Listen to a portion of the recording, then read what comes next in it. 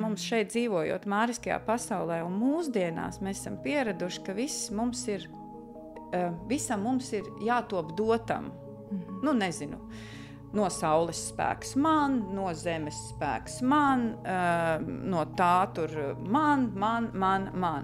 Bet ienākot māriskajā pasaulē, mums ir jābūt arī atbildīgiem pret visu šo te vidi, un arī mums no sevis ir jādod.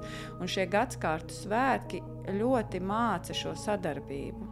Nu, tieši cilvēka ar zemi, kurā mēs dzīvojam, un ar visu, kas mums ir apkārt, arī ar šo netveramo pasauli, ar šo ēterisko, enerģētisko pasauli, no kuras mēs esam arī ienākuši šajā māriskajā. Labdien, mans vārds ir Sintija Dance, bet bieži mani dēvē par Šantiju. Šis ir podkāsts Astrālās sarunas, kurā tu dzirdēsi dažādu garīgo prakšu vadītājus, cilvēkus, kuri jau daudzus gadus dzīvo un strādā ar savas apziņas attīstīšanu un vibrācijas celšanu, un tos, kuri ļoti aktīvi meklē savu garīgo ceļu un dara to gan šeit Latvijā, gan braukājot pa pasauli – Indija, Balī, Dienvidamerika un citur. Mans mērķis ir izzināt un izpētīt, kas tad īsti notiek ezotēriskajā pasaulē un par ko runā un domā cilvēki, kas sauc sevi par dziedniekiem, mistiķiem, meditāciju un dažādu citu prakšu vadītājiem.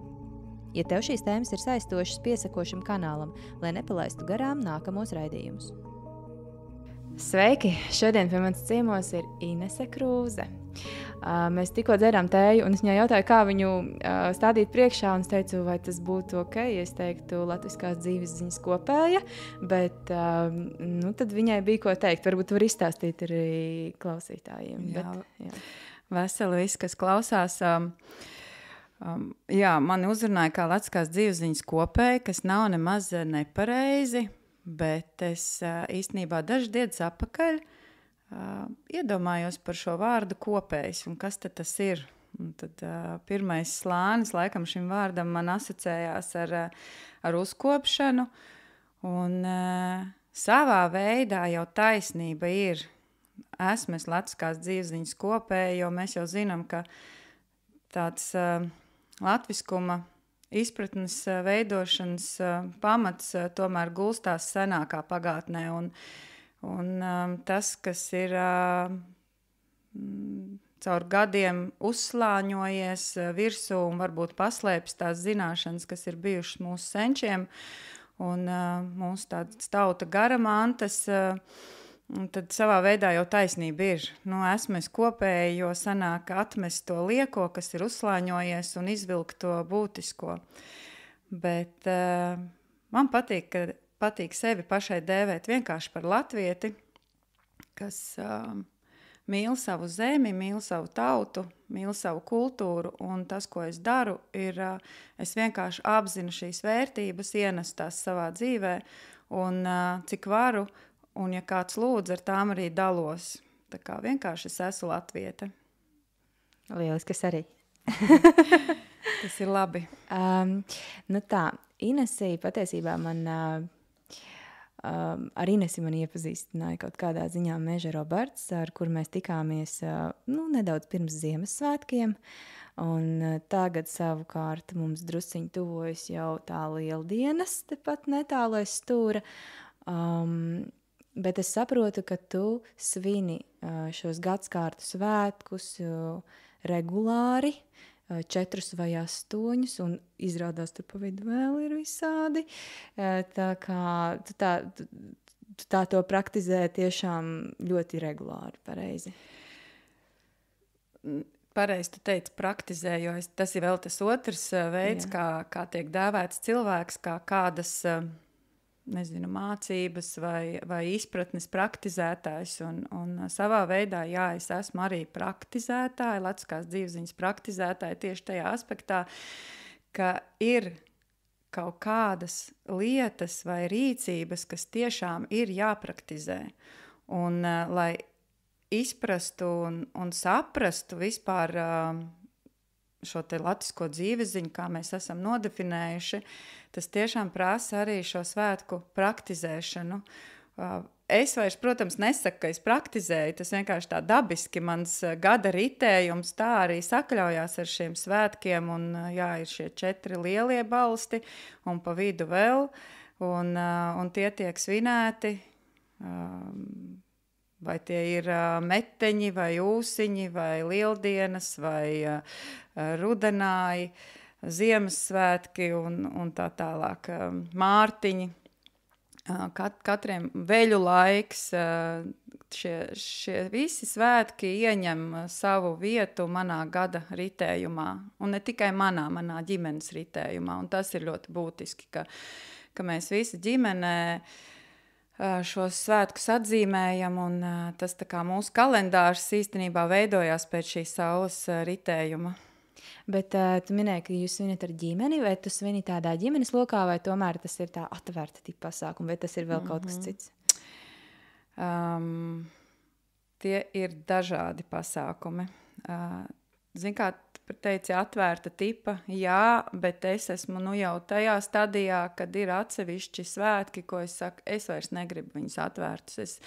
Es gribu piedzīvot to intimitāti un to maģiju un stiprināt sevi, nevis tikai būt tādā fokusā, ka tu esi visu laiku tādā labā, dodošā noskaņojumā, bet jārēķinās to, ka atvērti svētki vienmēr ienes tādu publiku, kura atnāk izklaidēties. Un tas paņem tādu savu veidu enerģiju vai daļēju uzmanību, koncentrēšanos no būtiskā, kas ir ļoti svarīga, un tāda svētki tāpēc arī manā gada ritējumā paliek, jo arī es darbojos folkloras kopā Ābols, vadu to, un pilnīgi dabisks tāds, es varu teikt, pat pienākums apziņā ir savai sabiedrībai dot šo iespēju svinēt svētkus, tāpēc ir svētki, kas ir viennozīmīgi atvērti, bet tiem, ziemas saulgrieži, ziemas svētki, lieldienas,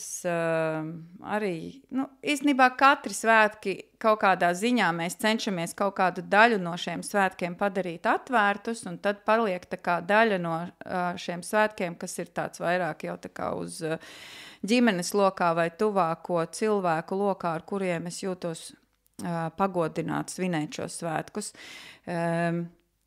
Tas ir jautājums tīri, es negribu iegrimt šajā, tā ir vesela diskusija, bet par datuma izvēli, tad es cenšos, teiksim, tomēr šo maģisko laiku paturēt arī savai izaugsmai, savai svētībai, savai ģimenes svētībai, dzimtas izaugsmai un kopienas izaugsmai, un tad ir, teiksim, ja tas datums ir turpu šurpu, tad viņš var būt atvērts, un mēs tā publiski, kā lai saka, kopīgi svinam, svētam šos svētkus, vairojot izpratni, vairojot pieredzi arī tiem, kuriem interesē šādu svētku iepazīšana. Jā, bet paldies, ka tu to dari un piedāvā vairāk cilvēkiem. Es varbūt bišķi no citas puses neesmu piedalījusies tieši tevis veidotajos, bet man tieši šādas lietas kādreiz pavēra tā kā to skatījumu par tām tradīcijām latviešu vairāk. Labi, bet šobrīd, jā, tu minēji, ka tu darbojies folkloras kopā un svin šos svētkus un palīdzi citiem tā kā saprast varbūt viņus, bet kā tu nonāci līdz tam, vai tu jau no bērnības, varbūt tev vecāki to darīja, vai arī tu vienkārši vienā brīdī saprati, šito es gribu darīt? Kā es līdz tam nonācu, tas bija tāds ļoti pašsaprotams notikums, kas pats pie sevis atveda, laikam tā jāsaka, jo īstenībā tas, kas man ir atvedis līdz, kā tagad mēs iepazināmies Latviskās dzīvesziņas kopēji vai Latviskās dzīvesziņas praktizētāja, ir mana mīlestība pret šo zemi. Un tā viennozīmīgi ir nākus no maniem vecākiem, kas ir veidojuši manī tādu patriotismu. Es nebaidīšos no šī vārda. Piederību. Jā, patriotisms saistās ar piederību valstī. Tāds valstisks varbūt tās mīlestības izpausme, bet tajā pašā laikā tas ir tomēr tāds slānis, kas arī pavarās dziļākā izpratnē, uz ko tad būvējās tā mana Latvijas zeme, uz ko tad būvējās latviešu tauta un kas ir tam visam pamatā. mani jāatzīst tiešām bērnībā vecāki arī palaida pie tādas folkloras kopu, pieaugušo gan, bet vienkārši viņi mani veda kopā ar viņiem svinēt svētkus, lai arī viņi paši nav tādā ziņā praktizējuši tādu latvisko dzīves ziņu, svētku gadskārtu svinēšanu, godus pēc tādām latviešu tradīcijām. Jā, tā kā es nevarētu teikt, ka man vecāki ir tā ļoti mērķtiecīgi ieveduši tajā.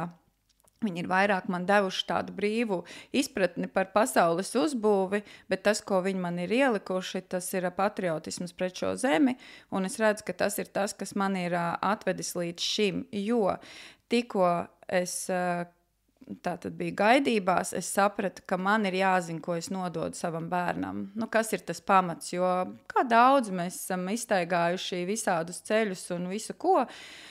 Es pat esmu studējusi kristietību, un savā laikā arī bijusi ļoti apņēmīga baznīcā gājēja, kas ir man bijis ļoti brīnišķīgs posms, bet varot šos plauktiņus un šīs izpratnes vaļā, es esmu atvērusi un sapratusi to, ka dzīvojot šajā zemē, man ir jāsaprot šīs zemes valoda. Un latviskā dzīvesziņa ir valoda, kurā runā šī zeme. Un tikko es saprotu šīs zemes valodu, šo enerģiju, kura valda šajā zemē, es spēju ar to iedarboties, un īstenībā tas ir tas drošais pamats, uz kuru tad es tālāk varu ļoti labi attīstīt arī visas tās pārējās spējas, tajā skaitā šīs garīgās spējas, vai garīgo izaugsmi, kā mēs sakam. Un jā, tad tas varbūt tās ir šie divi aspekti. Pirmkārt, mīlestība pret šo zemi, otrkārt, sapratni kļūstot par vecāku, ka tev ir jāatstāj pamats, uz kā augt taviem bērniem, nu, tātad maniem bērniem. Un tavi bērni līdzdarbojas šobrīd, un viņi ar prieku to dara, vai viņiem tomēr rodas pretestība, jo mēs pirms sarunas arī runājam, ka mani vecāki, piemēram, mani virzīja vienā ceļā, un man savukārt pret to radās milzīga pretestība, un kā tas būtu, piemēram, ja kāds no taviem bērniņiem vienā brīdī pateikt, māmu, man tas vispār nē, vai tev tas būtu ok to pieņemt? Es negribu nevienu aizvainot, es ļoti atvainojos, ja šobrīd tas tā izskan, bet man mēdz būt tāds teiciens ģimenē, mācītāji bērni. Un to es attiecinu uz šīm tieši lietām, ko tu pieminēji, ka mēs ļoti, nu tā, es nezinu, stingri vai didaktiski, es pat nezinu kādu vārdu, lai autoritatīvi uzskatām, ka bērnam ir jāatkārto mūsu lietas. Un tas bieži vien nomet pie šiem te mācītāju bērniem, kur, kā mēs zinām, ir ļoti daudz stāsti. Es esmu stumts uz baznīcu, baznīca man vispār kristietība, man alerģija no viņas, vai tik pareizi audzināts, ka pēc tam bērns izmēģina visu tieši pretējo, narkotikas, alkoholismu un visu pārējo, ko mēs varam iedomāties. Un es šo terminu ļoti bieži vien savā arī bērnu audzināšanas ziņā pakausīju turu, kad man nav uzdevums piespiest bērniem izdzīvot manu pieredzi, bet man ir jādod viņiem iespēju radīt šo savu pieredzi. Un es to daru, tā tad, piemēram, šī gadskārtu svētku svinēšana. Piemēram, nevienam bērnam nav jautājums, kāpēc mēs svinam Ziemassvētkus. Tur eglīte, dāvanas, viņš neuztver to kā piespiešanu, jo tā ir tāda tradīcija. Jo tur ir dāvanas, bet ne visos svētkos ir tās dāvanas. Ne visos svētkos ir dāvanas, taisnība, bet ko es ar šo gribēju teikt? Te ir tas aspekts par to piespiešanu vai nepiespiešanu. Ja manā ģimenē latviskā dzīvesziņa ir kā dzīvesveids, tas ir tā kā, es nezinu, no rīta tu piecelies, tu aizies izmazgāt zobus, tu izdarīsi šito bērnam. Jā, ir arī vecums, ka tos zobus negribās mazgāt, bet tai pašā laikā viņš redz šo ritmu.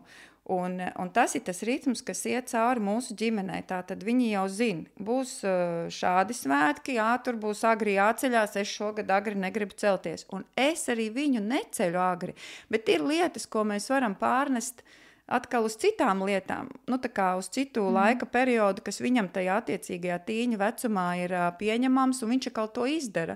Un lai cik tas būtu jocīgi, tieši nepiespiežot, bet vienkārši pašiem turpinot darīt. Un te ir tas stāsts arī par to, ka mēs bieži vien uzskatām, ka tas, ko mēs kā vecāki neesam piedzīvojuši, vai, nezinu, es tur bērnībā gribēju to vai šo, un tad mēs tos bērnus tagad stumjam, ja? Man bērnībā es necēlos agri muti mazgāt, varbūt tās cēlos, neatceros, bet nedarīju kaut kādas tur tādas vai šādas lietas, un tagad man liekas, es būšu pareizs vecāks, es tagad kopšu latvisko dzīvesziņu, mani bērni vienalga kādā vecumā celsies tur 5 no rīta, jo mums 6 ir jābūt pie tā avotiņa, kurš tek uz sauli, tātad pa lieldienām runājot, un visi mēs darīsim to vai šo. Bet ja viņš redz, kad es ceļos, es braucu, es atbraucu mājās priecīga, ir bijis, nezinu, lielais brālis līdz vai mazais brālis, kur apņēmīgāks, pa vidu tā māsa, kura tur nevar izlīst no gultas un ir palikusi mājās, viņa pēc tam klausās tos stāstus un pēc tam saka, es nākamgad arī gribēšu braukt līdzi, ja tur piemēram. Un tad mēs atstājam to iespēju viņiem pašiem izvēlēties, bet ir jāredz šis te un jārada šis pamats. Tev ir, tātad tas, ko es daru, ir es vienkārši tā dzīvoju, un bērni nolasa šo informāciju, un lai cik mums liektos, viņiem tas noslāņojās. Un pareizi tu jautāji, vai tad ir tā, ka tie mani bērni tur tā labprātīgi, vai tomēr arī spurojās pretī, un tīņa vecumā, kurš man tagad vecākais puika, viņš negribēja vilkt to tautas stērpu. Bet arī šeit ir jautājums. Es viņam uzšuvu stilīgas lina bikses, tā tad īstenībā balstīts tradīcijā, seno laiku bikses ar piegriezumu, kas ir atvests no skandināvu puses, bet vienkārši perfekts. Un viņš tās bikses vilka, pats prasīja vilkt. Tātad viņš jutās, ka, piemēram, tajos svētkos, es tagad uzvilkšu. Tikko mēs viņu gribam ievilkt kaut kādās vilna biksēs, es nezinu, tikai tāpēc, ka tradīcijas kopai tādas ir, vai tur esam pārmantojuši. Tam bērnam, es atvainojos, nav patīkam, un kā viņš arī izskatās. Ir taču jāsaprot, ka kaut kādas ir tās arī viņa ētikas vai prasības, un tas viss garais stāsts novad vienkārši pie tā, kad ir dzīvojot un pašiem tā darot, bērni to redz, ir laiks, kad viņi grib spuroties pretī, vienalga, kurai lietai, viņi spurosies pretī, jā, tieši tā. Viņi izies cauri tam, un tad runājot par tiem maniem bērniem, es esmu ļoti priecīga, kad es redzu, ka tas pamats, kas ir ielikts, viņi pie tā atgriežas un tad tālāk arī būvē, un mums ģimenē ir tādas dažas lietas, kas jau ir pilnīgi jau tāds, jau asinīs. Ap Ziemassvētkiem jau bērni man prasa, kad būs treideviņi, cik ir palicis līdz treideviņiem. Tā tad ir tāds latviskās dzīvesziņas sajietas, ko mēs paši arī organizējam, un viņi jau instinktīvi velkās uz turieni, un tur nav jautājumu. Tikko mēs braucam uz treideviņiem, sākam kārtoties, kas ir manu sirdi ļoti sildoši, visi kā viens, kur mans lina krekls? Kur man tās bikses? Un man tā, viņas, un nevis es saku, paņem līdzi, jā, tev tur vajadzēs, tur smuki ģērbsimies, kad būs kopīgais rituāls. Nē, viņi zina, viņi paši tā kā prasa un grib. Tas ir normāli. Tāpēc, ka tu tur esi tajā vidē tādā, jā, tur tas ir normāli, un tur arī viņiem, tas ir piederīgi, viņi saprot to visu, ka tas viss tur tā, kā lai saka, savijās kopā. Jā, mēs par treideviņu vēl parunāsim, bet drusciņi par tām ieražām. Tuvojas Lieldienas, un tu jau minēji tādu lietu kā mutes mazgāšanu avotā, kas tek uz sauli, ka viņš tā kā, tad sanāk, viņš tā kā no ziemeļu virziena uz dienvidiem, tādā virzienā man tur jāstājas. Uz austrumiem. Uz austrumiem tomēr, jā. Tad no rietumiem uz austrumiem? Tek uz austrumiem. Jā, nesvarīgi no kurienes. Labi, tek uz austrumiem. Jo īstenībā viņš var iztecēt kaut kur tev un mest līkumu, un tavā vietā, kur tu esi, viņš tek uz austrumiem. Lai arī varbūt viņš ir izmetis kaut kādu loku. Nu, tā tad, Un tai vietā man ir jāstāv, un varbūt izstāsti to tradīciju. Kas tur jādara? Jā, kas tur tagad jādara? Jā, nu es atrodu tādu. Ja nu tu atrodi. Jā, bet jāsāk meklēt. Var sākt meklēt, redzi, jāsaprot ir arī, kāpēc to darīt. Jā. Jo no vienas puses, man liekas, ir ļoti labi, ka mēs saprotam, ka ir kaut kādas lietas, ko mēs darām, nu, tā kā piederās šiem svētkiem, un mēs viņus varam tehniski atkārtot. Un tad tas būs vienkārši tehniski izpildīti svētki, kas nav nepareizi, jo mūsu iepriekšējā sarunā, ko mēs pie tējas veicām, tu arī atzinies, ka tu māci vingrošanu, un tu jau zini, ka cilvēks var vienkārši izpildīt vingrojumu, un viņa ķermenim tas būs labi, bet tikko viņš ieliek vēl sapratni, un, nezinu, kaut kā vēl ar domām, un ar enerģijas plūsmas virzīšanu, efekts var būt vēl spēcīgāks. Tas pats arī attiecās uz visiem šiem rituāliem vai mazajām tiem notikumiem, ko mēs veicam gadskārtu svētku ietvaros vai jebkuros citos notikumos, vai tie būtu ģimenes godi vai, nezinu, ikdienas rituāli. Lielā diena vai lieldienas saule ir tādā jaunības elementā. Nu, Ziemassvētkos viņa piedzimst no jauna. Viņa ir no šīs te tumsas, tātad viņa ir bijusi zemākajā tumsas punktā, un viņa atkal sāk šo savu ceļu augšup kalnā. Un lielajā dienā mēs piedzīvojam to, ka saule ir šajā te jaunības tādā, iedomājies, kā ir, kad jauns cilvēks, un Jāņos jau viņa būs pilnbriedā, tāds kulminācija. Tad šīs te darbības, ko cilvēks veic, viņš daudz, kas ir tādas kosmoloģiskas, kur mēs piedalāmies tādu procesu kustināšanā, bet ļoti daudz darbības ir arī uz to, lai mēs iegūtu sev šo spēku, šo jaunības spēku, šo tvirtumu, šo spēju radīt, šo visu to. Tas avotiņš, tas čagošais ūdentiņš, viņš tur virmuļo un viņš tekot uz sauli. Iedomājies, tas saules spēks, ja mēs tekam viņam pretī. Un ir jau pat arī citreiz saka, nav man tas avots. Nav. Es nezinu, es esmu Rīgas dzīvoklī. Ko man tagad nesvinēt, tur nedarīt. Bet paņem nomazgā muti augstā ūdenī, kaut vai savā Rīgas ūdens krānā. Pagriezies pret austrumiem. Pagriezies pret austrumiem, izēji, nezinu, iesmeli saujā, paver logu, sajūti to vēsumu, kas tevi tver, un tad iedomājies, ka tu esi iekāpis, cits pat vēl iekāpi ar basām kājām tajā avotiņā, tāds drosmīgāks. Cits pasmeļ tā avotiņa ūdeni. Mēs jau zinām, ka avotiņa ūdens vienmēr ir tāds ļoti dzestrs, tāds pats par sevi jau tāds maģisks pieskāriens, un tas avotiņš, kas tek uz sauli, tas ir tāds arī, redz, kas tev ir jāsameklē viņš, tu meklē to maģisko vietu. Tā ir arī tāda koncentrēšanās tiem svētkiem. Un nav jau visur to avotu, kas tek uz sauli, bet viņu ir. Var sameklēt, un arī Rīgā ir avoti, kas tek uz sauli, turpat pie Māras dīķiem. Var viņus atrast un muti mazgāt, bet saprast, kāpēc tu to dari. Viens, tu esi nonācis vietā, kurā pats pēc sevis ir kaut kāds maģisks notikums, avots, kurš tek uz šo lecošo sauli, tātad sauli tajā mirklī lec. Attiecīgi tev tur jāizrēķina, viņai mainās tie aušanas leņķi. Bet tas ir svarīgi, ka es trāpu tieši tajā, kur viņš tajās lieldienās viņa leks. Jā, vai tas nav? Nē, zini kā, te mums tagad būtu jāveic pētījums, kādas ir izmaiņas, kad es esmu mazgājis pa 45 grādiem uz austrumiem vienā, un kas notiek, kas otrā.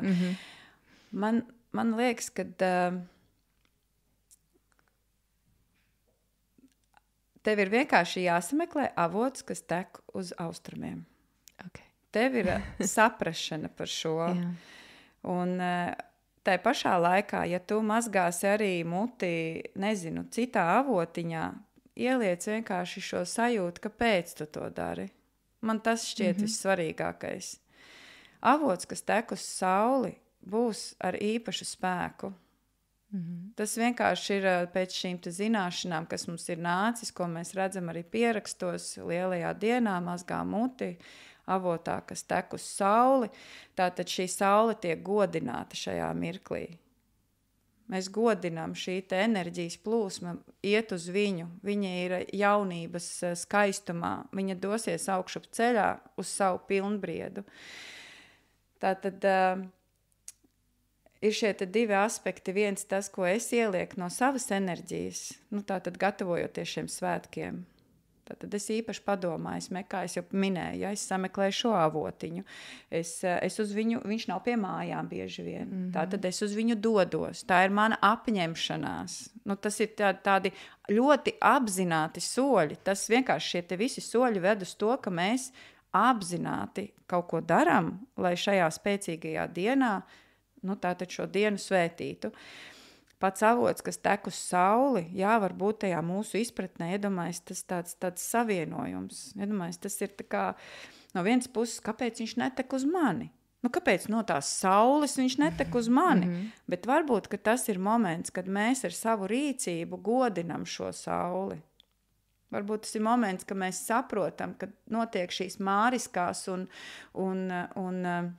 šīs netveramās pasaules savienošanās, saule kā simbols, kā gaisma, kā viss un avots, kas tomēr nāk no šīs māriskās zemes, no šīs fiziskās pasaules. Viņš tek tur pretī, saule nāk mums pretī un iedomājas, kāds ir šo pasauļu savienošanās mirklis.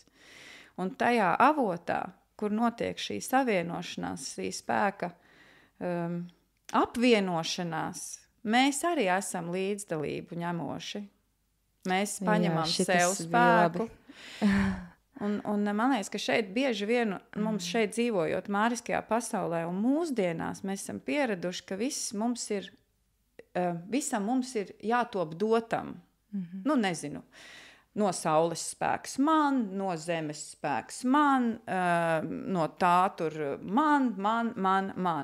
Bet ienākot māriskajā pasaulē, mums ir jābūt arī atbildīgiem pret visu šo te vidi, un arī mums no sevis ir jādod. Un šie gadskārtu svētki ļoti māca šo sadarbību. Tieši cilvēka ar zemi, kurā mēs dzīvojam, un ar visu, kas mums ir apkārt, arī ar šo netveramo pasauli, ar šo ēterisko, enerģētisko pasauli, no kuras mēs esam arī ienākuši šajā māriskajā. Un te pieminot vēl viens rituāls, kas lieldienās ir darīts, ir šūpošanās. Kādreiz, lai bērnus motivētu, un arī šobrīd vēl mēs tiekam motivēti ar to, ka lieldienās vajag izšūpoties, lai odi nekož. Jā, šito es arī esmu dzirdējis, bet kā tur īstenībā ir? Odi nekodīs, šūpojieties. Nezinu, man kož arī, ja šūpojos. bet labi, tagad tāda atkāpe. Neesmu mediķis, tāpēc tas nav nekāds ieteikums, bet tiek runāts, ka jāļauj rodiem sevi kost, jo tad ērces nebūs. Tā kā varbūt tie odi nemaz nav tik slikti. Ja man jāizvēlās, tad es laikam ods labāk odiem, nekā ērce, vai ne? Bet par to šūpošanos, te arī cilvēks, mēs kas notiek šūpošanās laikā. Pirmkārt, ziema ir tāds savā veidā sastingums, vai ne? Mēs arī fiziski jūtam. Ķermenis ir tāds sastingušās. Jā, mēs dzīvojam siltos dzīvokļos, braucam siltās mašīnās, un mums ir ļoti silti zābaki un kažoki, un varbūt tas tik burtiski mūs neietekmē, bet kopumā mēs taču saprotam. Zeme sastings, arī ķermenis ir neelastīgāks. Un pienākot lielajai dienai, protams, arī jāatzīmē vēl pirms tām jau metenis, jau tas mazie svētki pa vidu, jau budina, tā kā šo zemi, jau modina, jau kā lai saka, celies, atkāpies sasalum, pamazām mēs jau iekustinamies. un gatavo zemi šim te auglīgajam akal ciklam, un arī tāpat cilvēks sevi gatavo šim auglīgajam ciklam. Un tajā lieldienā mēs ar šo šūpošanos, mēs atraujamies no zemes. Mēs tā šūpošanās un līgošanās, sava veida jau tā sasaluma pāraušana, ja mēs tā vienkārši fiziski par savu ķermeni padomājam. Nu, kad es esmu sastindzis, vasarā es esmu tādā savā veidā tāds, ja es tā drīkst teikt, izplūdis. Nu, siltums mūs uzsilda, vai ne, ķermenis jūtas tāds citreiz tāds nesatverams karstā saulē. Tad tā iešūpošanās palīdz to sasalumu pārvarēt. Un ne tikai.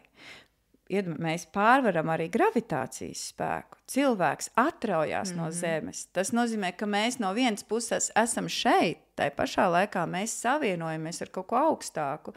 Mēs arī šīs pasaules savienojam, jo saule lielajā dienā, viņa tā kā šķērso šo robežu no šīs ja mēs iedomājamies tādu līniju, tad apakšas daļa līnijai, pazeme un virszeme vai tumsas, teiksim, šis periods un gaismas periods, tas saule ir tieši pa vidu, viņi ir uz tās līnijas. Un mēs tā kā savienojam gan šo tumsas laiku ar šo laiku, ko mēs piedzīvosim Jāņos ar šo šūpošanos. Mēs savienojam šo sastingumu, kur mēs izlaužamies no tā zemākā punkta, mēs pārvaram un mēs paceļamies augstāk arī fiziski.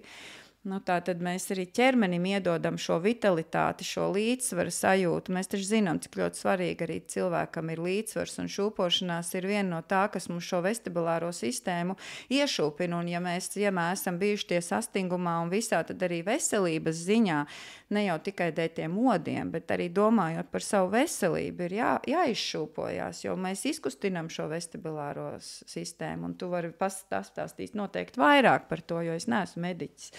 Tu kā vingrošanas speciālists noteikti saproti un zini, kas notiek ķermenī, stiprinot vestibulāro sistēmu.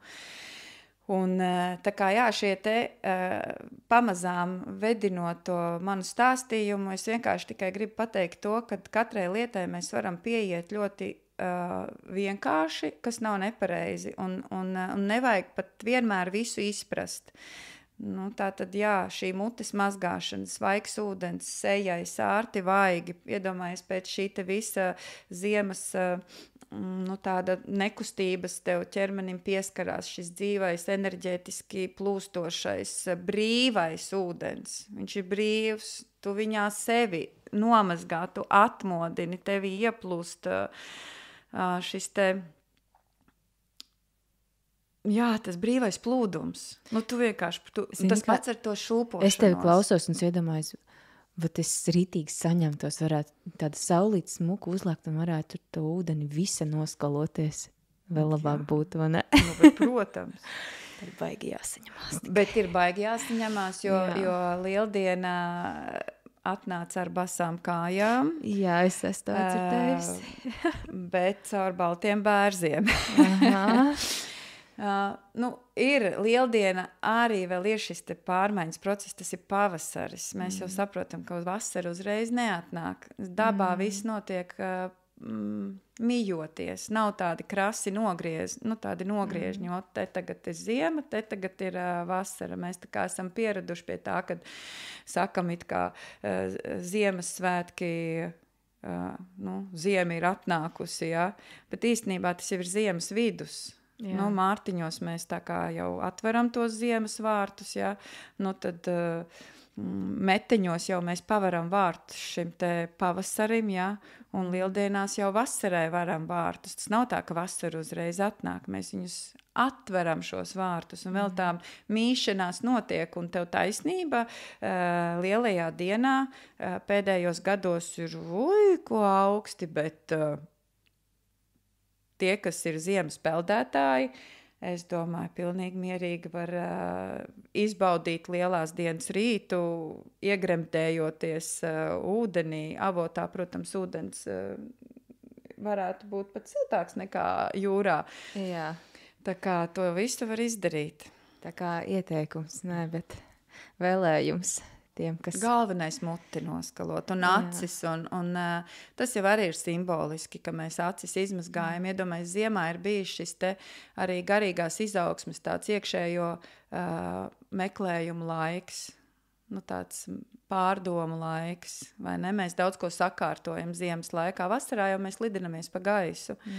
Un tad mēs izmazgājam tās savas acis. Mums ir bijis tik daudz jaunu, ko mēs, es nezinu, esam uzkrājuši, bet ne visu ziemā tu vari apstrādāt, vai ne? Un vasarā nāks atkal ar to savu pieredzi, kad tu to visu izstrādāsi. Man liekas, arī tā simboliski mēs katrs varam ielikt. Nu, te es vedinu uz to, ka tev ir jābūt mērķim, kāpēc tu mazgā. Viens ir tas šī sadarbība ar zemi, bet otrs tu var uzstādīt arī šo personisko mērķi. Un tas ir skaisti, tu aizēji, tu mazgā savas acis un domā par to, ka jā, kur, nezinu, es nomazgāju to ziemas plīvuru, ja, un tu atveries, un tu plauksti, un tās zināšanas, kas tevī ir, viņas var sākt skatīties uz pasauli, sakārtoties. Es ar citu, jā, es par to domāju, un es atceros, ka es vienreiz dzīvē man ir sanācis tā, kad Austrijā sanāca mirklis, ka man tiešām ļoti vajadzēja nomazgāties. Es ļoti gribēju nomazgāties, biju sasvīdus. Es biju mašīnā ar 4 puišiem, kuriem, nu, tā mazgāšanās nav tik svarīga kā man. Es teicu, ne, man vajag mācu izmazgāt šodien, un man vienalga kur. Un viņi apstājas pie upes, kur no kalniem tek ūdens, kurš ir mežonīgi augsts. Es viņā iekāpt nevaru. Bet es, protams, apsēdos uz akmens ar dibenu gaisā un bāzu to galvu iekšā tajā ūdenī. Viņiem, protams, ļoti interesanti tas mirklis bija, bet tā sajūta, kas ir pēc tik tāda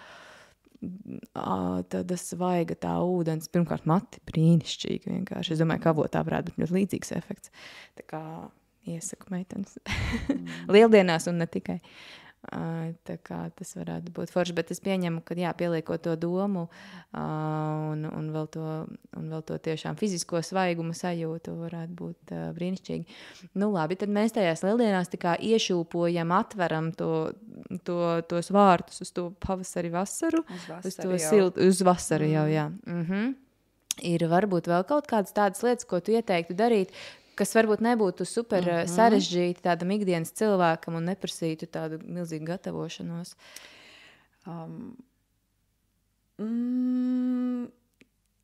Nevarēšu ieteikt neko, kas neprasa gatavošanos. Nu labi, varbūt negluži. Bet es sapratu to tavu domu, es vienkārši bišķiņ gribēju tā kā apstāties pie tā, jo pasmieties, bet pasmaidīt par šo, jo īstenībā jau, ja mēs gribam svinēt svētkus, tas prasa gatavošanos. Ja mēs gribam svinēt savu dzimšanas dienu, mums ir jāgatavojās.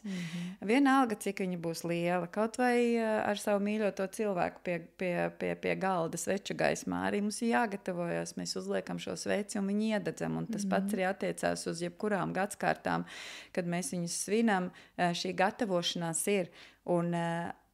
Bet tas noteikti nav nekas sarežģīts. Tās ir visas šīs vienkāršās lietas. Pirmkārt jau mēs varam piedomāt, ko arī es ticu, ka bieži vien atkārto arī visādos citās zināšanās un mācībās un viss īpašos momentos, ko mēs darām. Mēs tiekam aicināti sevi sakārtot, un otrs ir vides sakārtošana ap sevi.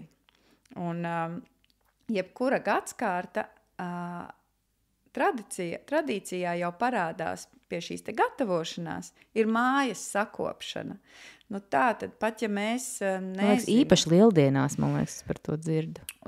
Visur lieldienās, protams, tu arī Ziemassvētkos, katri svētki raksturojas to, ka tu esi iztīrījis tos kaktiņus, izsaucījis tos puteklīšus, un mēs šim arī varam pieiet ļoti filozofiski un garīgi, katriem šiem procesiem.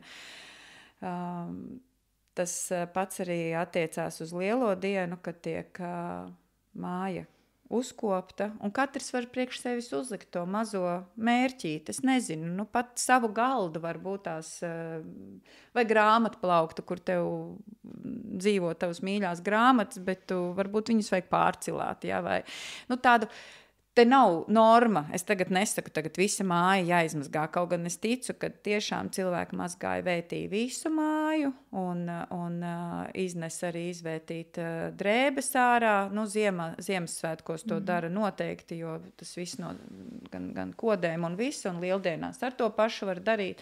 Kā mēs zinām, tur, kur gaiss ir sastāvējies, tur nav dzīvības. Bet ja gaiss plūst, tur ienāk viss pārējais. Mēs varam ar šeit visu, ko būvēt virsū, kas tur ienāk. Un tas attiecās uz šiem svētkiem. Tas ir tas pirmais mazais solis, ko mēs varam izdarīt. Nav mums avots, nezinu, nav mums šūpols. Mēs varam radīt šīs gaisa kustību.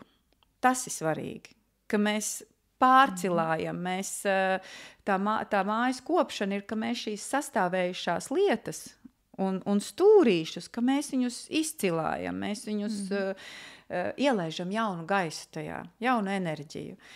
Veids, kā kultūra teiktu, ka prānai ļauj staigāt, ļauj ienākt prānai telpā.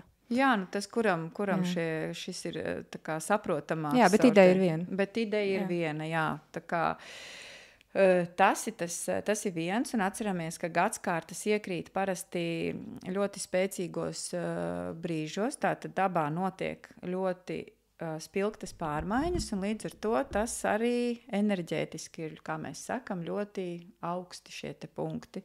Un tajos mirkļos darot jebkuras šīs te apzinātās rīcības, tātad mēs arī jau sastrādājamies ar enerģiju, kura ir tādā ļoti augstā līmenī.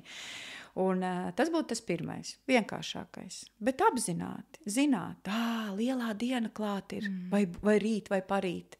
Es tāpēc tagad rekur šita te iztīrīšu šo, nezinu, ienesīšu kādu zariņu, izplaucēšu, ja? Tās visas tās domas.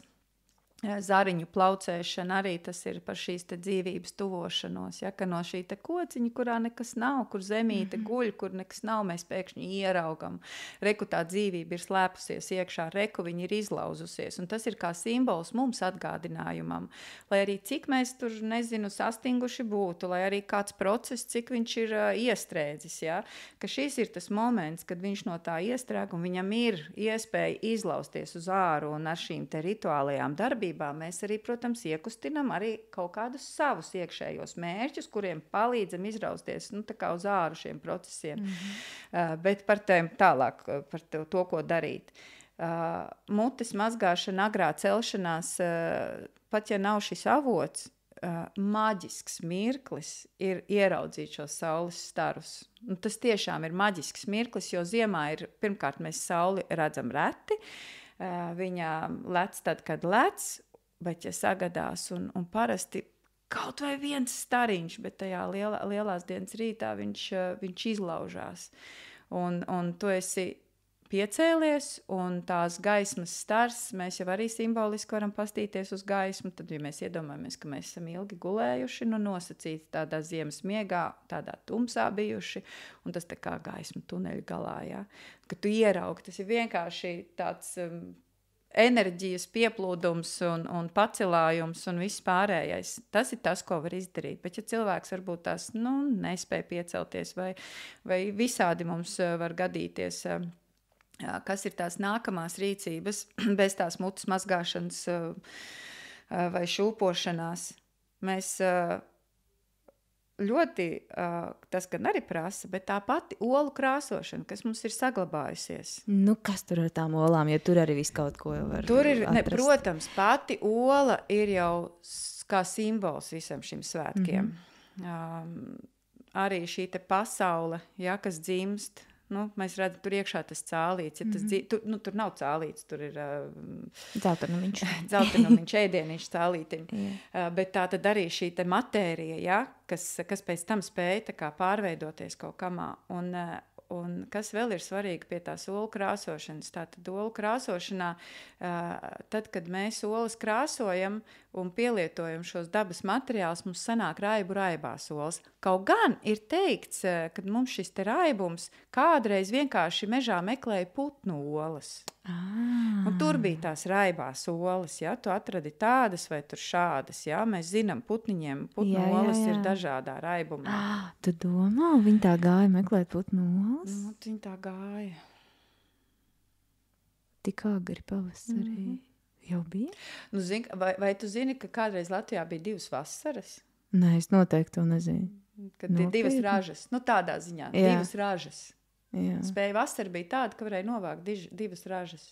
Tas tā kā siltajos zemēs. Tas tā kā siltajās zemēs. Mums jau laiki ir mainījušies, bet tās oliņas raksturojās ar šīm te putnu oliņām.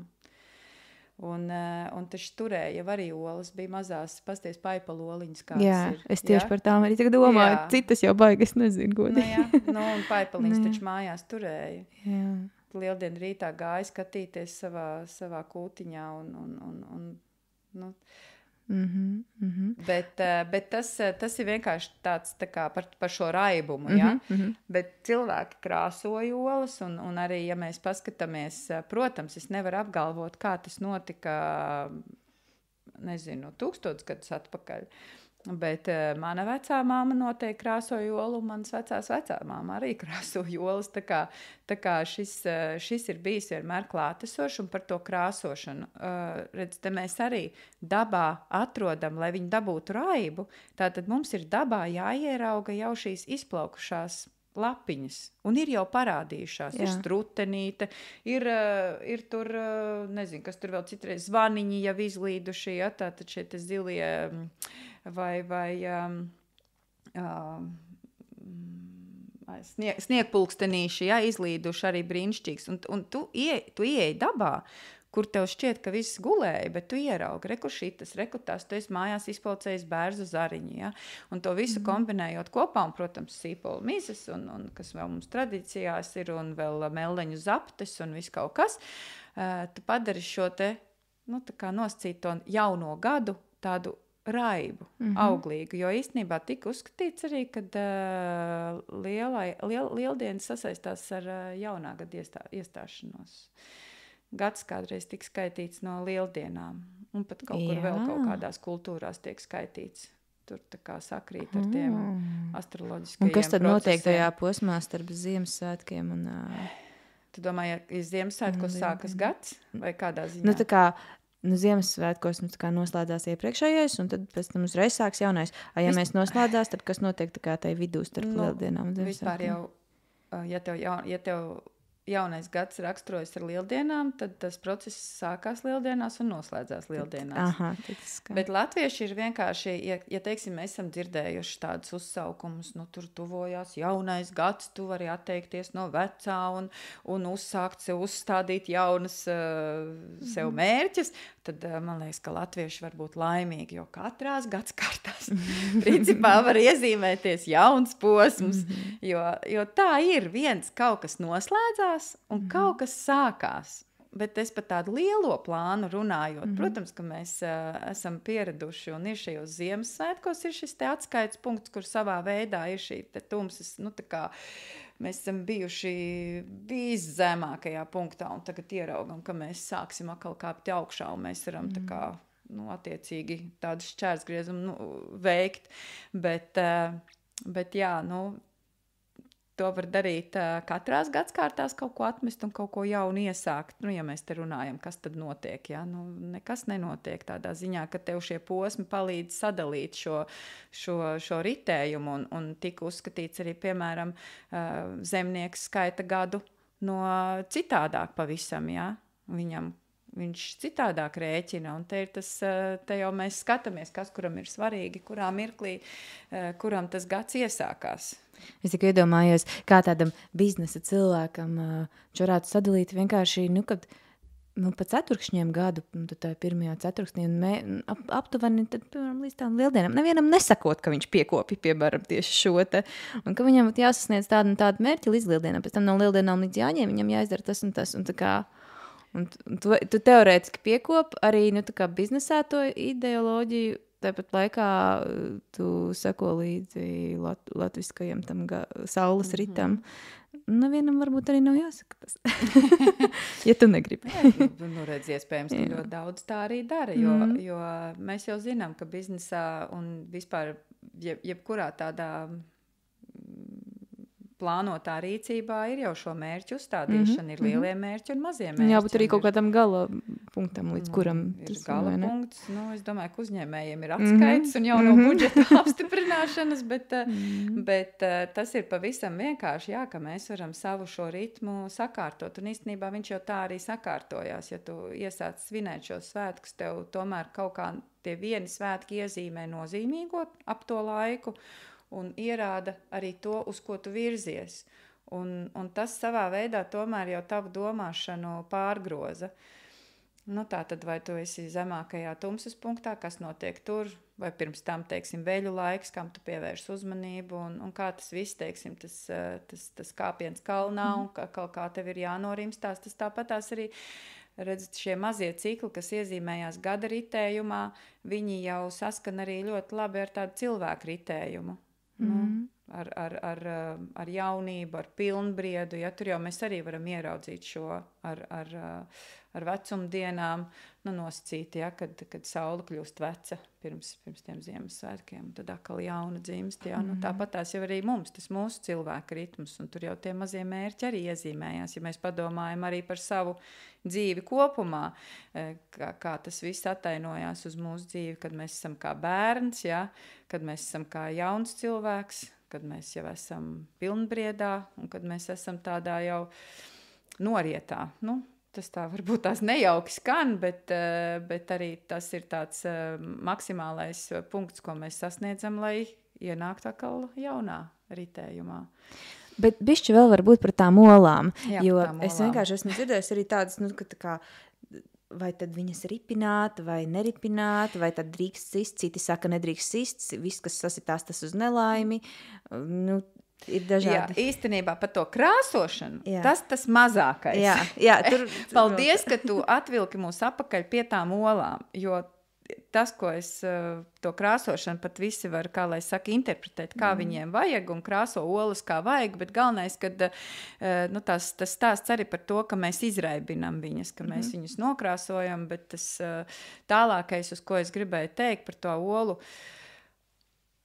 būšanu, ko katrs var ienest savā svinēšanas rituālā. Kas ir ola? Mēs viņu tātad sākot ar to visu sišanu, ar šo kaulēšanos. Kas notiek? Caur kaulēšanos notiek enerģijas apmaiņa. Tātad, tā ir tā sišana, tā kaulēšanās? Tā ir tā sišana, jā. Tātad viņi dažādi sauc. Kaulēšanās, sišana, kas vēl tur ir? Vienalga, mēs tagad sapratāmies. Ja man kopš bērnības tā ir kaulēšanās, bet principā es domāju sišanos, jā. Tā ir enerģijas apmaiņa. Tātad, iedomājies, mēs saimi sēžam pie galda, ģimene, vienalga vīrs ar sievu vai jau bērni un vispārēji jau notiek šīs izšanās ar olām.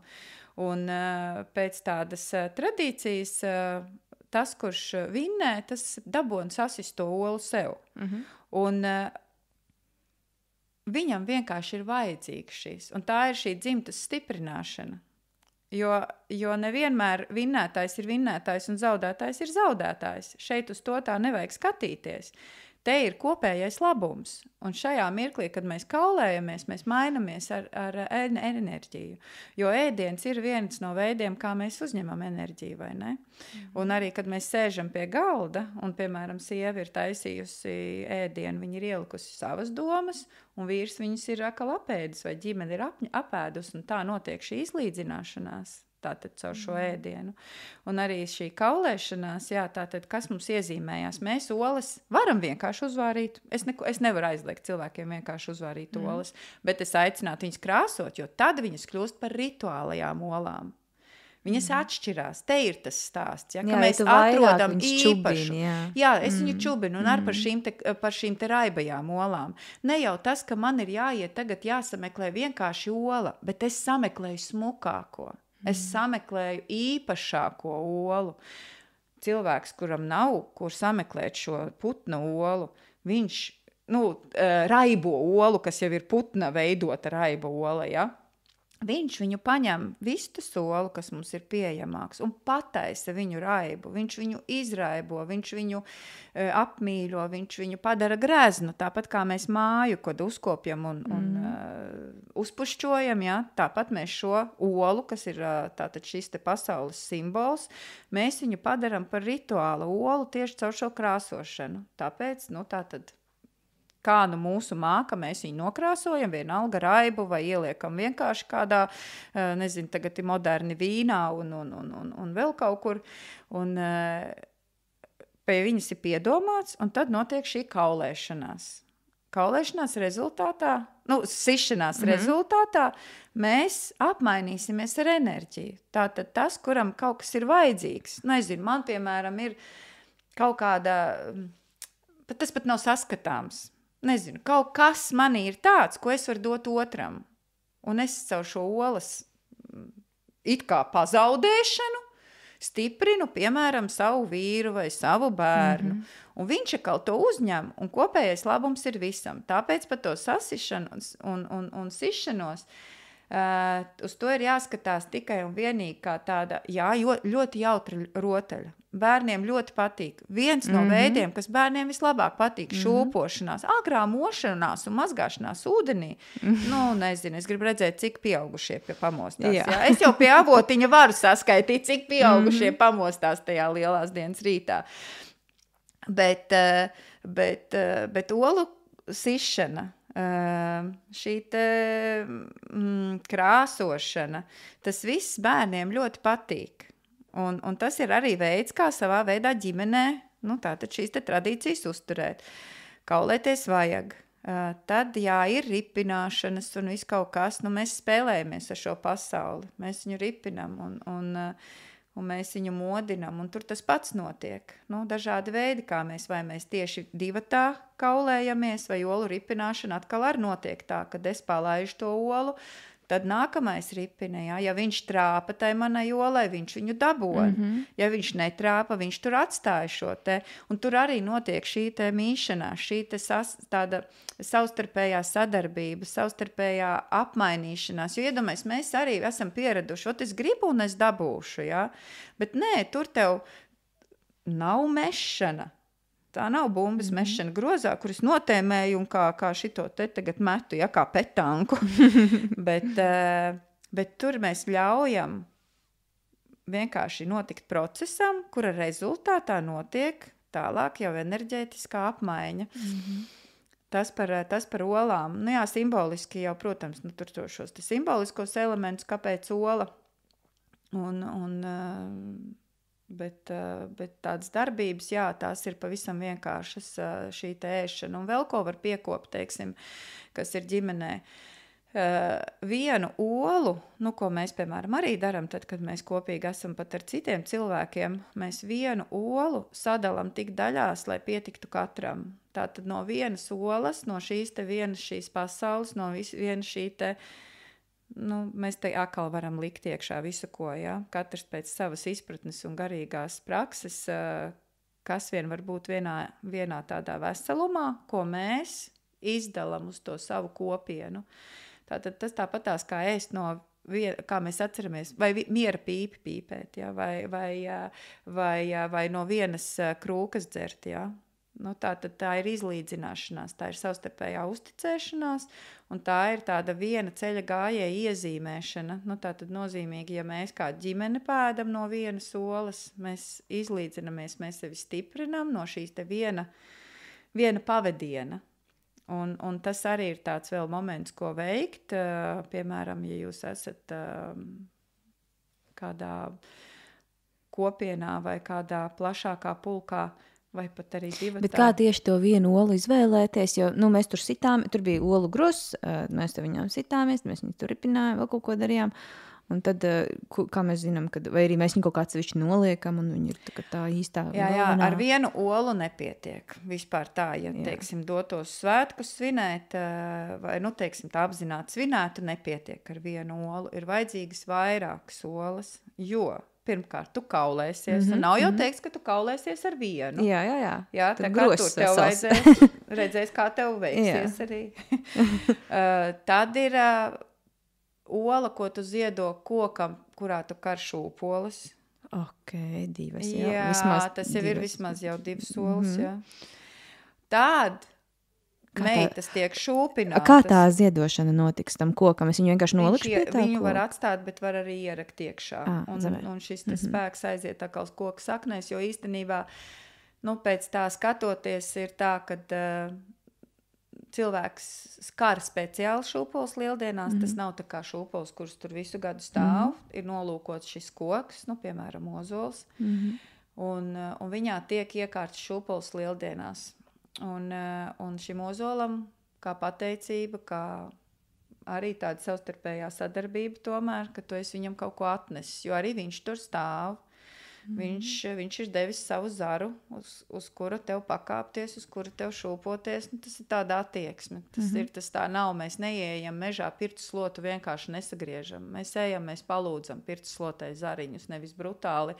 Reku baigs smukais bērziņš nogriežam. Mēs uzreiz redzam šo atšķirību. Tāpat tās visām šīm rituālajām darbībām ir svarīga tava sirds un tava attieksme. Un arī šeit tātad šī olas ziedošana. Bet ar to arī nepietiks. Tātad sieviete tiek, vai meitene tiek puiši šūpina. Tev ir jāizmaksā par šo šūpošanu. Man vēl tam puisim vēl jādod. Vai arī tu vari uzadīt cimdus vai zeķes. Es laikam olu. Labāk olu tomēr nokrāsot. Cik čakla? Jā, cik čakla. Tur uzreiz var redzēt. Cik čakla. Bet puisim ar vajag olu, jo notiek zīlēšana. Tiek pār šo te zaru, kurā ir tās šūpoles iekarināts, tā ola mesta, un ar to tiek izzīlēts. To dara tikai vīri. Un ko viņi tur zīlē?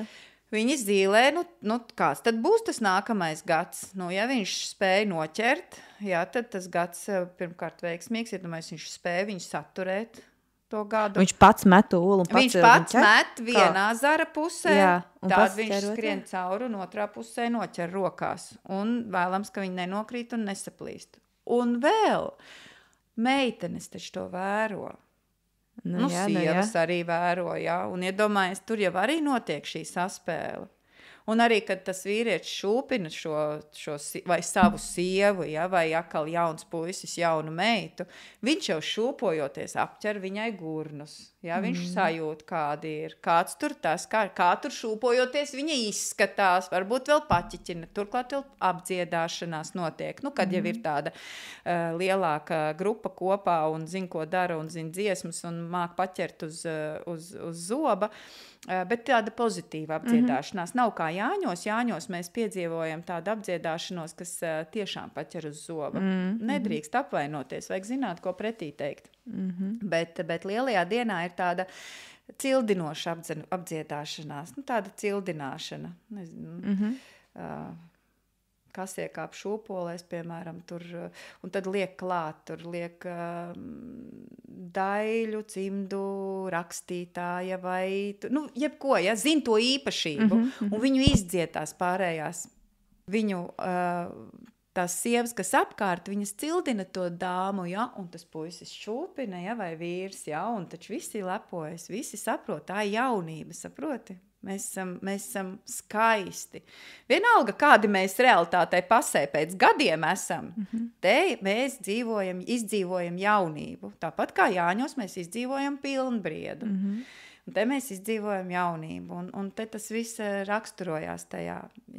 Tātad tās olas vajag vairāk. Un tad, ja tu prasi kuru, tad varbūt tā, kad es esmu uzvārījusi olas, un es jau redzu, šo es ziedošu, šo mēs ēdīsim kopā.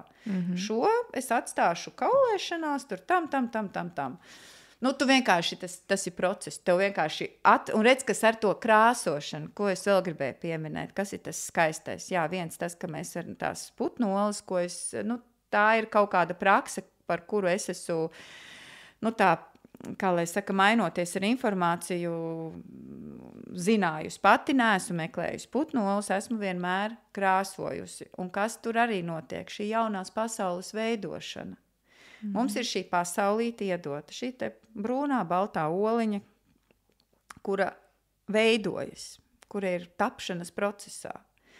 Un tad es viņu apveidoju, es salieku, tad es viņu gatavoju, nu tā tad vāru, un tad es viņu taisu vaļā. Un tur ir tas rezultāts. Un to tu nekad nevari paredzēt. Kāds tieši būs tas rezultāts? Kā tur tās krāsas būs samījušās, ieēdušās, nokrāsojušās. Un tas ir tāds vēl viens brīnums, tavs jaunās pasaules būvēšanas brīnums.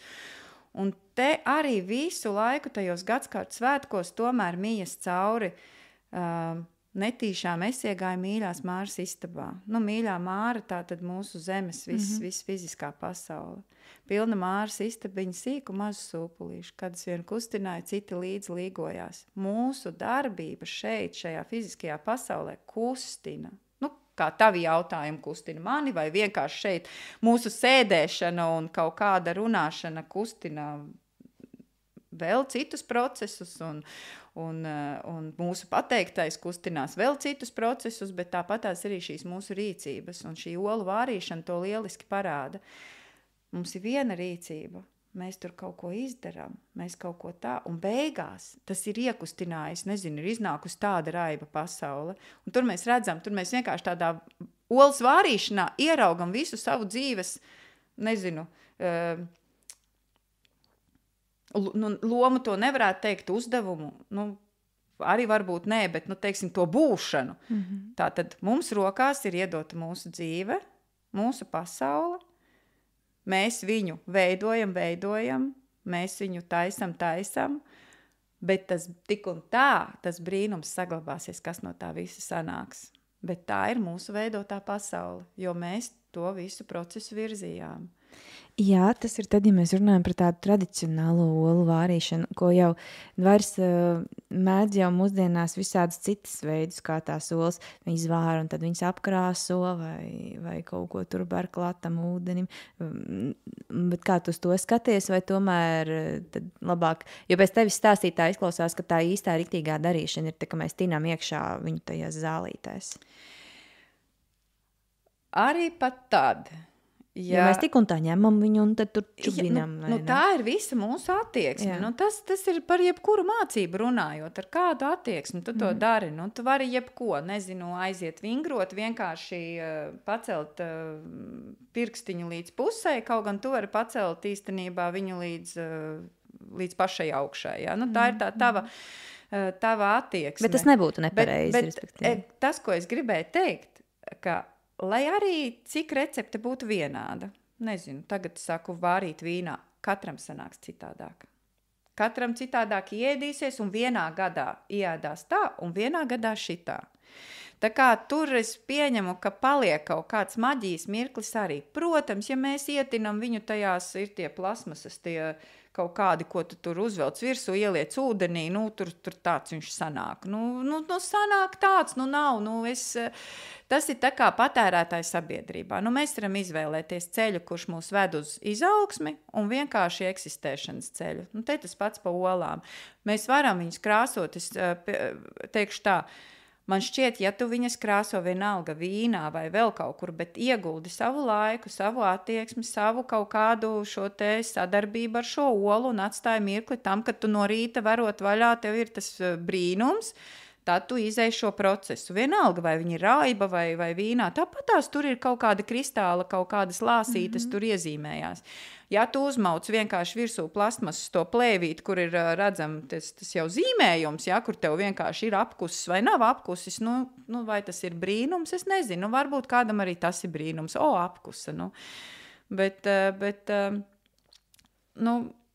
tad jau labāk, es pat nezinu, var netīt, bet iemest vienkārši sīpolu mizās, pavārīt vai kaut vai tajā vīnā vai vēl kaut kamā. Jo redz, kas ir tomēr tas pārtapšanas procesa piedzīvošana ir ļoti īpaša. Mēs vai nu to varam ja mēs gribam to, tad mums ir jāieguldās kaut bišķiņi.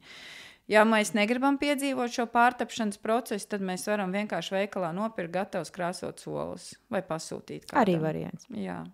Labi, daudz mēs par tām olām. Tagad ir skaidrs jau. Bet olas visur ir svarīgas. Visur ir svarīgas, bez šaubām. Mēs jau diezgan daudz par tām lieldienām. Es domāju, ka vismaz kaut ko katrs jau būs sadzirdējis, vismaz kauties vai krāsot, vai šūpoties no rīta vispār vēl muti nomazgāt, ja kas. Un tā, bet... Vēl viena lieta, ko es arī prasīju Robertam par Ziemassvētkiem, bet tev par lieldienām jautāšu. Pasaki vienu rotaļu, ko iziet. Vai deju, ko nodejot. Tā. Tu varētu definēt cilvēka loku. Kāds tevi interesē? Dažāda vecuma ģimene vai saime tā ir. Tas ne tikai bērniem, ne tikai veciem cilvēkiem. Tā, lai visi var piedalīties. Lieldienās spēlē arī pavisam vienkārši, teiksim, ko katrs var integrēt. Nav jāmāk dziesma, nav jāzina muzikālais pavadījums, bet pavisam elementāra rotaļa, kur attiecinām uz visiem vecumiem, visiem dzimumiem, ir tāda nakts un dienas saspēle, kuru izveic tā, kad novelk robežšķautni, tātad, iedomāt, mēs varam nolikt, piemēram, virvi, mazākā lokā kādu jostu, bet, kuru nav žēl, jo var gadīties, ka uzkāpja virsū. Un tad ir sagatavota tāda ripa, kur viena puse ir melna, tāda koka ripa, ja mēs iedomājamies no koka nozāģēts tāds tā kā gabals. Viena puse nokrāsota balta, otra melna, lai skaidri izšķirtu, vai tā ir gaisma vai tumsa. Gaisma vai tumsa.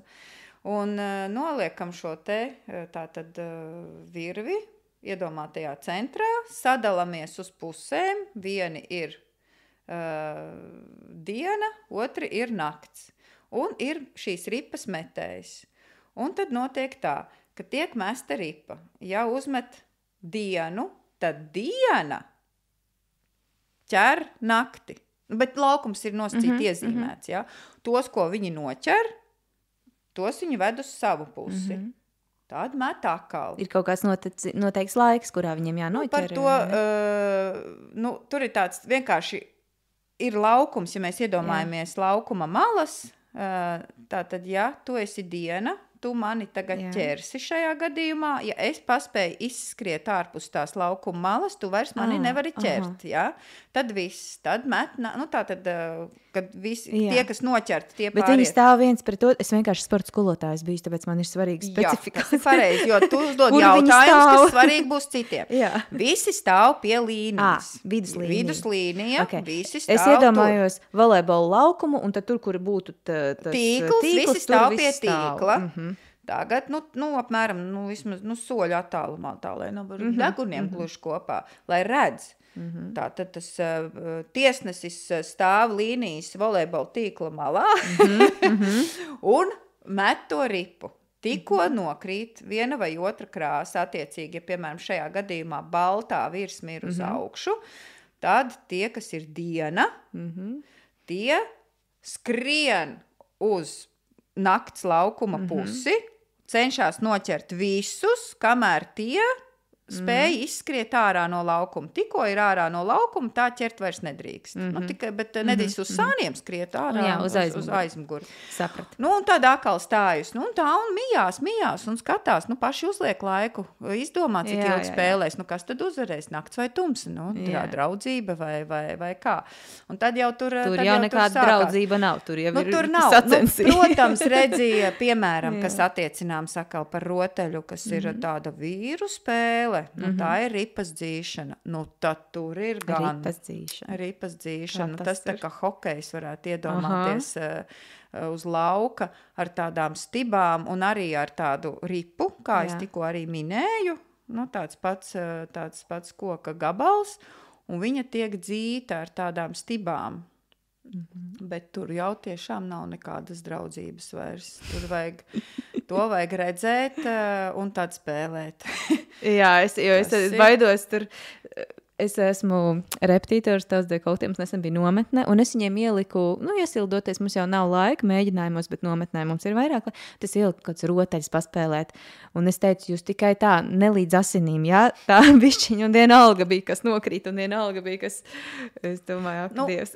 Ripas dzīšana ir attiecinām uz vīriem, kuriem aug ūsas, jā, tā nav tāda bērnu spēle, tā ir tāda kārtīgu vīru, kur izpaužās viņu vīrišķība, un arī atceramies, ziema ir sievišķības laiks, jā.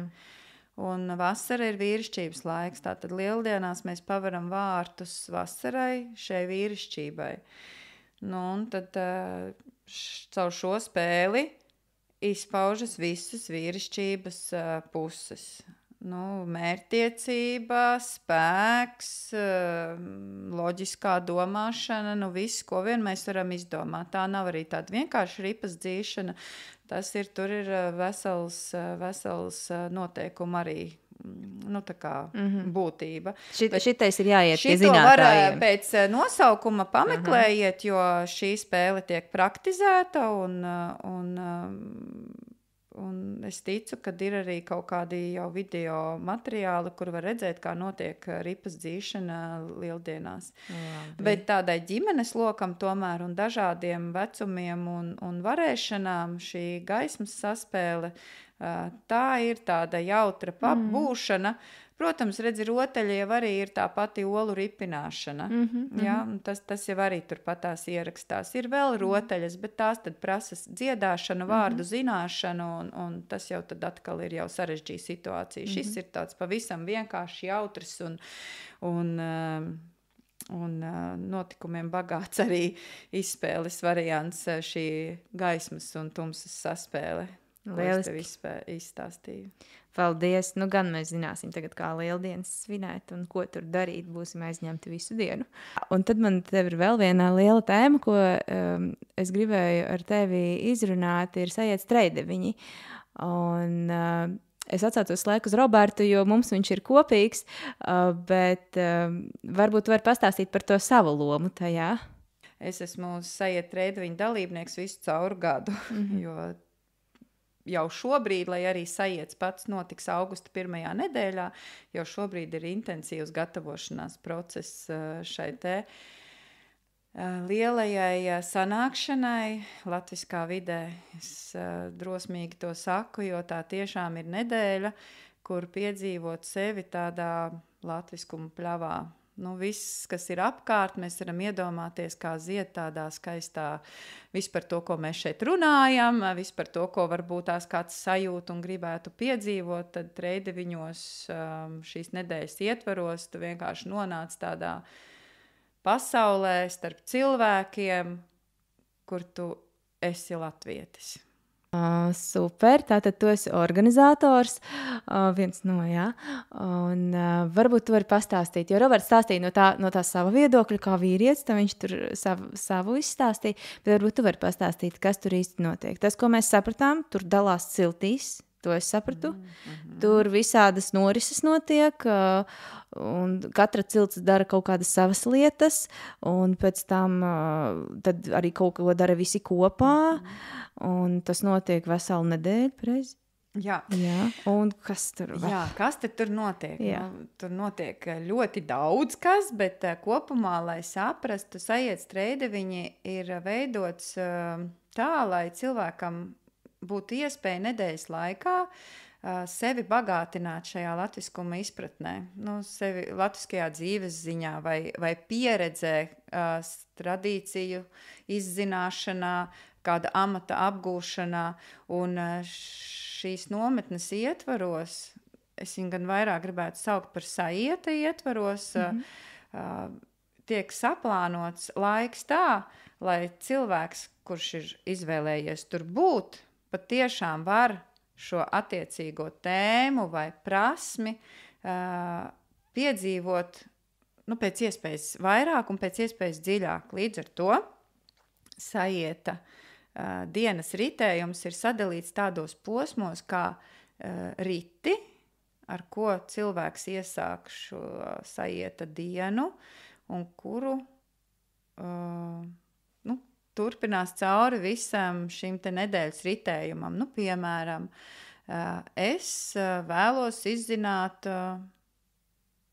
tur riti savstarpēji atšķirās. Gan no praktiskiem ritiem, gan no teorētiskiem ritiem. Un turklāt arī atšķirās ir riti, kas ir īpaši domāti bērniem, ir riti, kas ir īpaši domāti pieaugušajiem. Tātad riti nosedz visas šīs te vecuma amplitūdas un pēc iespējas arī interešu amplitūdas. Nu, un tātad, ja es, piemēram, aizbraucu, es šogad gribētu apgūt vienas adatas spinumu.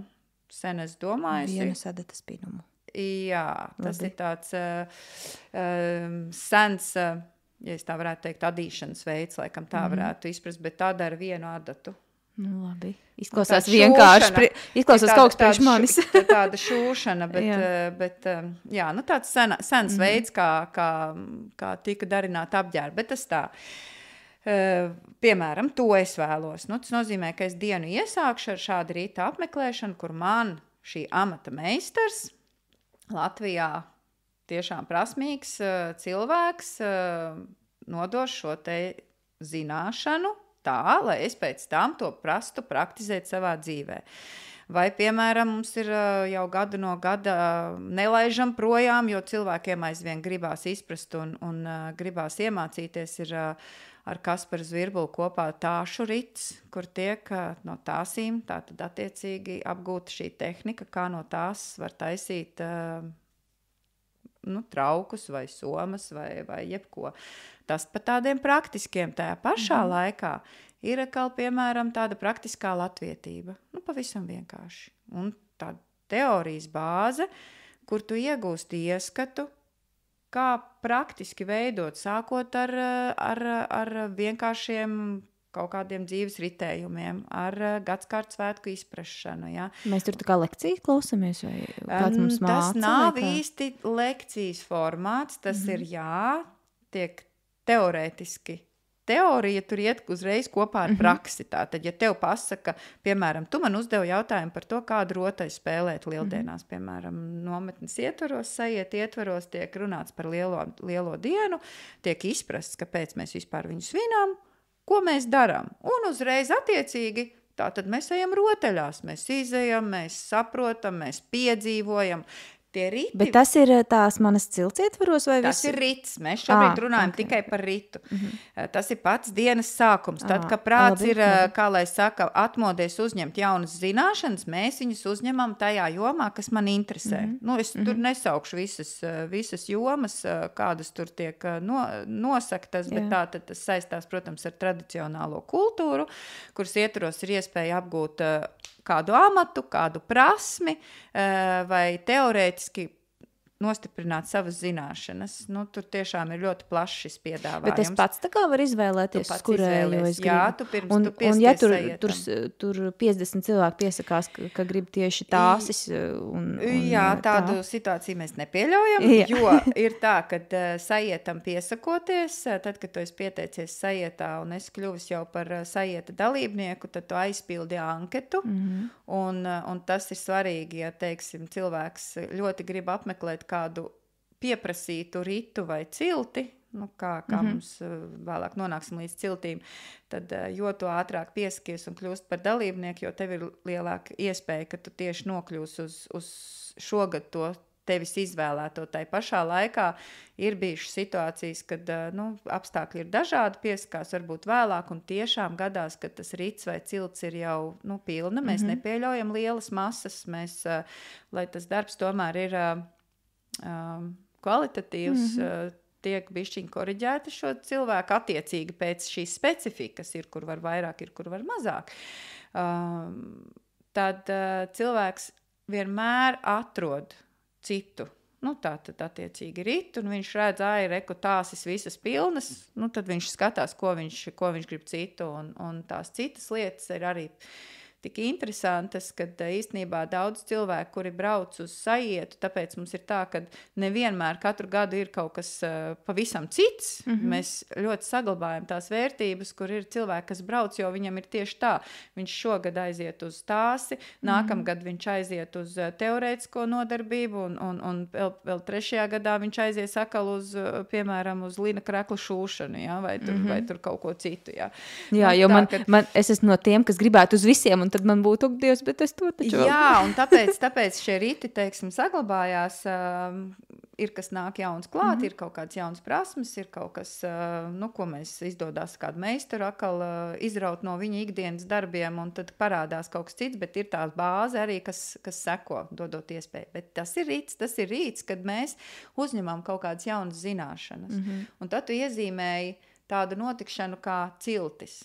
Jā. Un ciltis, tas jau ir atkal kaut kas cits. Cilts tev palīdz to bāzi, kas ir tevī, piedzīvot. Un ciltis dalās sievu ciltīs, vīru ciltīs un bērnu, jauniešu ciltīs. Attiecīgi katram ir tāds jau sadalījums. Plus, piemēram, ja mēs te abas esam dāmas, tad sievu ciltis vēl arī savstarpēji sadalās. Piemēram, mums ir ar Ainu Tobi senā cilts. Un katra ciltsmāte iedod jau savu tādu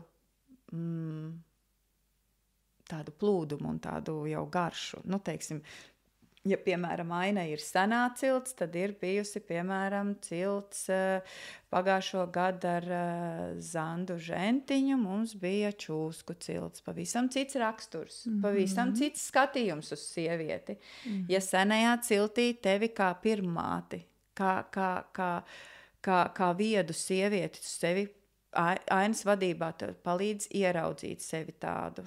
Tu palīdzi tātad caur šiem te visām notikšanām, viņas ir ļoti, es teiktu tā, intīmas, tās cilšu būšanas, viņas jau rezonē tevī nevis tikai kā zināšanas vai prasmes, bet tas jau ir tāda pieredze, kas tevi ierauj visās tavā šūnu līmenī, ja, un tavā visā domu līmenī un visā, un tu caur darbošanos tu pieredzi varbūt to, ko tu esi domājusi, varbūt to, ko tu esi zinājusi, tu pieredzi citā kvalitātē, tieši jau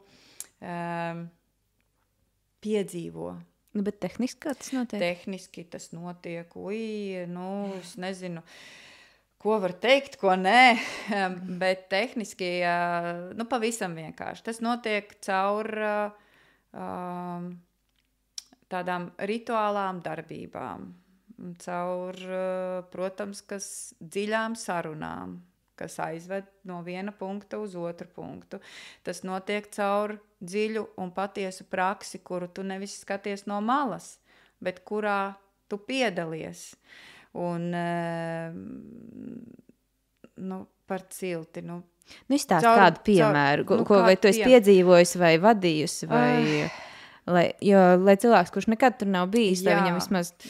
Zin kā, ir tā, par cilti es uzreiz varu pateikt gan tev, gan tiem, kas klausīsies, šīs sajūtas nav iespējams izstāstīt un pārnest, bet lai tā kā saprastu, varbūt tas, kas palīdzētu saprast, tas ir rituāls nedēļas garumā.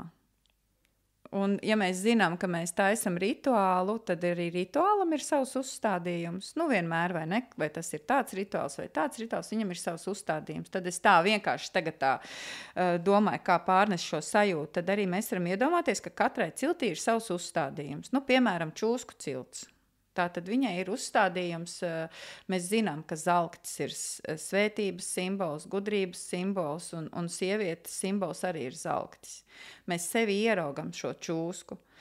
Tad, piemēram, čūskas cilts laikā, šī rituāla garajā, kas ir nedēļas garumā. Viņš ir pēcpusdienā, mēs katru pēcpusdienu attiecīgās cilts dāmas satiekās un turpina ritināt šo rituālu vai šo izziņas procesu. Un tad es, protams, kad es tev nevaru pateikt, vienā dienā ir šis, vienā tas un tas atkārtosies arī šogad, bet pēc būtības caur šīm dienām notiek tava iekšējā transformācija uz uzstādīto mērķi. Tātad tu sevi esi atklājuši šo te čūskas spēku, šo sevi ieraudzījuši šo maģiju, ko īstenībā sievietei, ko mēs piedēvējam, ka mēs kā čūskas, bet pozitīvā ziņā. Jā, bet biežāk jau negatīvā. Un tur mēs arī sev kā sievietes šo te palīdzam transformēt šīs te cilts ietvaros. Tātad, piemēram, kā tas notiek? Pavisam vienkārši. Vienā no dienām tu esi čūska. tu dari visu kā čūska, ja? Nu, tur es nezinu, guli midzenī kā čūska. Nu, es tik ļoti intīmi nevaru iegrimt visā, kas notiek, bet lai saprastu, ka cilts, tas ir tāds process, kas strādās uz tevi ļoti individuāli. Tad ir, piemēram, caur sarunām, caur tādu ļoti lielu atklāšanas procesu. Cilts māte spēja sievu apli izveidot tādu, piemēram, ir dzirdēts arī ārpus sajiet ir sievu apli, bet tad, tas ir nedēļas garumā, kur tu piedzīvo ļoti dziļi kaut ko ar uzstādīto mērķi. Tāpēc ir apraksti, attiecīgi, ciltī ir savs apraksts, vadītājs ir iedevis šo te vēstījumu, uz ko tiek koncentrēta cilts, un sieviete, kur sajūt šo rezonanci, piemēram, es gribu sevi atklāt šo čūsku, tad es tur iešu, un es vienkārši kā rituāla darbības cauri nedēļai virzīšos uz to uzstādīto mērķi. Kas tur notiek, to nav iespējams atklāt, tas ir jāpiedzīvo, un man ir vienmēr ļoti liels problēmas runāt par cilti, tikai tāpēc, ka es zinu, ka es nespēšu pārnest caur vārdiem to, kas tur notiek. Tā ir unikāla lieta, un jāsaka, mēs esam ļoti pateicīgi, kad mūsu sajietā šāda ideja ir dzimusi tieši sajieta ietvaros, un šīs ciltis, tas ir tāds mūsu unikālais notikums, kurš kā tāda jauna doma radās, un viņa strādā ļoti dziļi, tāpēc tā jau 10. gadu šis te strukturējums riti, bet ciltis ir pilnīgi neatņemama sastāvdaļa. Ja mēs iedomājamies arī savā ikdienā vai arī senākā kultūrā, tā tad bija sievas, ko darīja kopā, bija vīri, ko darīja kopā, un tad mēs kā saime sanākam kopā. Un ir ļoti svarīgs šis mirklis, lai mēs kā saime būtu stipri, ka mēs atsevišķi sevi arī stiprinām. Tad tādā sajiet ietvaros, tādā latviskā tradīcijas domāšanas ietvaros, no ritos mēs gūstam zināšanas, kas ir attiecināms, teiksim, uz plašāku loku. Tātad tas ietekmēs visu manu tādu saimi, un tur mijās vīrietis, sievietes sadarbojas kopā, bērni sadarbojas kopā. Tad cilts ir pavisam jau konkrēts tavs iekšējais piedzīvojums. Tātad sievietes ir sieviešu lokā, viņas var kļūt atklātas, tas pats arī vīriešiem. Sievietes parasti mēdz būt ļoti atvērtas sajietiem. Bet tas pozitīvais, un ļoti daudz mēs arī redzam piedāvājums sievietēm, sieviešu apli un visu, un tas, un mums vīrieši, diemžēl, Latvijā netiek spēcināti. Es nezinu, tas ir arī noteikti kaut kāds... bet mazāk. Es esmu runājusi ar vīriešiem, kas veido šos te vīru sadziedāšanās visu. Cik sen tas ir parādījies? Ja mēs paskatāmies, piemēram, uz manas paudzes vīriešiem, es viņus neapskaužu, un arī īstenībā jaunās tendences vīrišķību mēģina izskaust. Un es esmu ļoti gandarīta, ka mums ir spēcīgi vīrieši Latvijā, kuri piekrīt un arī veido šīs te vīriešu ciltis mums sajietā, un arī vīriešiem notiek šādi dziļi savstarpējie iedarbošanās procesi, kas ir pirmkārt svarīgi, ka vīrieši ar vīriešiem spēj nodot zināšanas, veidot vīrišķību un pārliecību par šo savu vīrišķību. Un tas sajietā notiek, ja sievu apļi, mēs viņus izprotam, sievu ciltis varbūt arī, mēs kā sievietes jau tur spējam emocionāli iegrimt, tur iztēloties, kā mēs tur visas ap ugunskuru dejojam plikas, un tad tur skrienam mežā un meklējam tur, guļam papardēs, un veicinam tur sevi, tas ir cilts ietvaros, tas viss notiek, kailas peldās, apģērbtas, dara ko citu, un visādi. Tad vīru apļos vai vīru ciltīs notiek arī šādi paši ļoti dziļi vīrišķības procesi. Un tai pašā laikā kautrīgākiem vai arī varbūt tās es negribēju teikt kautrīgākiem, bet ne visiem uzreiz gribas atklāties, tad arī tiek piedāvāts ciltis, kur varbūt tās pišķiņ tādā ļoti saprotamā, netik mistiskā veidā tiek arī ritināti šie te jautājumi. Un ja es pirmo reizi piesakos, jo es apsveru domu goda vārds pieteikties, skatīsimies. Bet kā es zināšu, kurai pieteikties, kura ir tur tā atvērtā un kura tur ir tāda mierīgāka? Tas tā kā izvēlās masieri. vai es nezinu. Tu tomēr paskaties uz cilvēku un saproti. Bet es saprotu, ka man ir jāraksta pirms tam tajā anketā. Jā, tātad mums ir mājaslapa sajietstrēdviņa.lv, kur tiek jau būvēta atkal jaunā programma, kur tu redzēsi Sajieta, tātad, piemēram, vai Rita vai Cilts vadītāju pašu ieraudzīsi, un ieraudzīsi arī viņa sniegto aprakstu par konkrēto, piemēram, cilti. Tu pastīsies bildi. Es tā darītu. Ja es pirmo reizi brauktu. Es pastos bildi. Es izlasu aprakstu. Vai tas, tā kā masierim, jā? Vai es uzticos šim cilvēkam vai nē. Tas nenozīmē, ka šis cilvēks ir mazāka vērtība, bet vai šogad ir vai nav, jā? Jā. Un vienkārši kaut kā vienmēr ir tā, ka cilvēks katrs atrod šo, vienkārši rezonē. Ka mums moderni ir teikt, bet šis cilvēks man rezonē, es gribu pie viņa. Ir visādi, ir piemēram Meža cilts ar Vitu Boganu, arī, tur ir... Piemēram, pat arī tādas praktiskas lietas, sievas, iedomājies, krāso dziju, ja? Bet tā krāsošana nav, es vienkārši iemācos krāsot. Tas ir tāds vesels, intīms process, kurā tu izēji veselu garīgo pasaules piedzīvojumu. Tā kā tur viss tik ļoti savijās, ka tā vārdos izrakstīt nevar. Ļoti, ļoti personisks piedzīvojums. Un man ir liels prieks, ka tas viss saplūst vienā sajietā, kur tu vari tehniski iegūt ļoti praktiskas zināšanas. Kā mēs sakam, kur lai es atrodu informāciju? Kur lai es meklēju? Tu atbrauc, tev pirmkārt ir apkārt visi zinoši cilvēki, praktizētāji, vai kā mēs minējām, kopēji, un visādi citādi. Latvijā vērtīgas, mūsu Latvijas vērtības cilvēki. Viņi saplūst tur, un viņi ir gatavi dalīties ar savām zināšanām.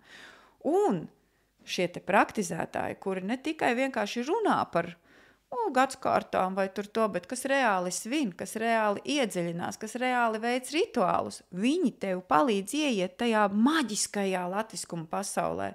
Es teiktu tās ciltis, ja es minēju, ir rituāls nedēļas garumā, tad vēl jau vairāk tas ir tā netveramās latviskuma pasaules pavēršana, ko mēs nevaram izlasīt grāmatā, ko mēs nevaram iemācīties vienkārši nododot, es nezinu, tautas dziesmu, vienkārši izdziedot. Bet tev paver vienkārši tās durvis, kur tu vari sajust.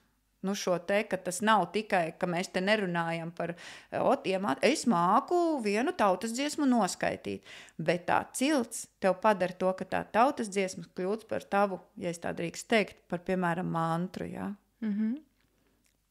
Tā. Labi, un es no Roberta sapratu, viņš jau izstāstīja, bet tu vari vēl pāris vārdus par to, ka ir tās sievu ciltis, vīru ciltis, un tā vēl tie bērni arī paši kaut ko vēl tur, bērniem arī ir savas ciltis, pareizi? Jā, tā kā tos var ņemt līdzi un vajag arī.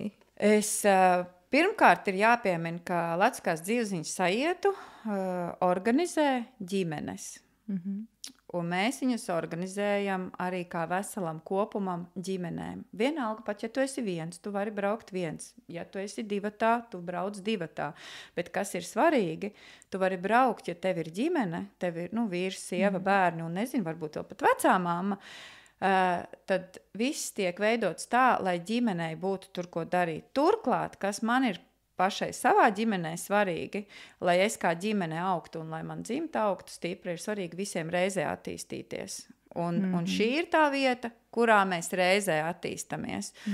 Kur bērns ir šajā vidē, viņš pieredz savas tautas kultūru, viņš viņu piedzīvo, un turklāt viņš viņu piedzīvo tik starp citiem bērniem, sev saprotamā veidā, sev izspēlētā veidā, un par ko mēs ļoti īpaši domājam, ko tu arī pieminēji, jā, mums arī bērniem ir ciltis, un viņas palīdz veidoties tiešām stabilām personībām, lai arī kādi mums ir bērni. Jā, visu ir, mēs jūtam, ir, kur atbrauc vieni bērni, kur tu var redzēt, ka viņam tiešām šis sajiets ir vienīgais, kur viņam ir tāda patiesa dzīva komunikācija. Bet tā ir vērtība.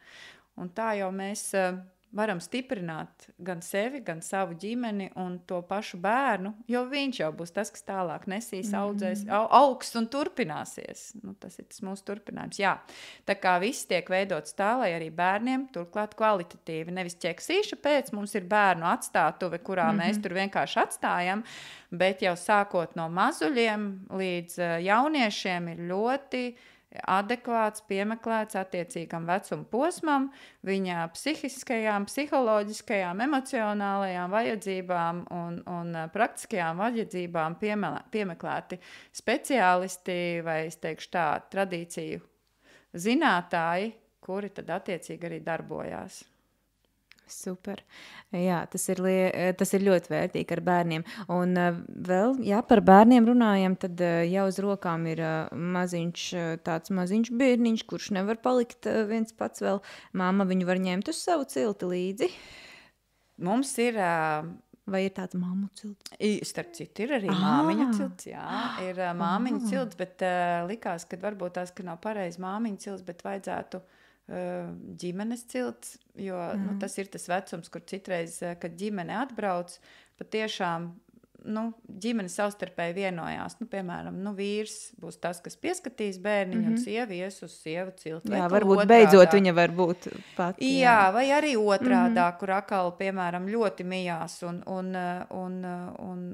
cepuri nost tiem tēviem. Es pilnīgi, man tagad uzausa, tu pacēli šo tēmu, man uzausa šī bilde no pagājušā gada, kur tiešām pusdienas laikā, pēcpusdienā, kur tie mazuļi ir ratos un tie tēvi ar tiem pašiem mazākajiem un mammas ir ciltīs, jo tā viņi ir atraduši šo formu, tā kā vislabāko.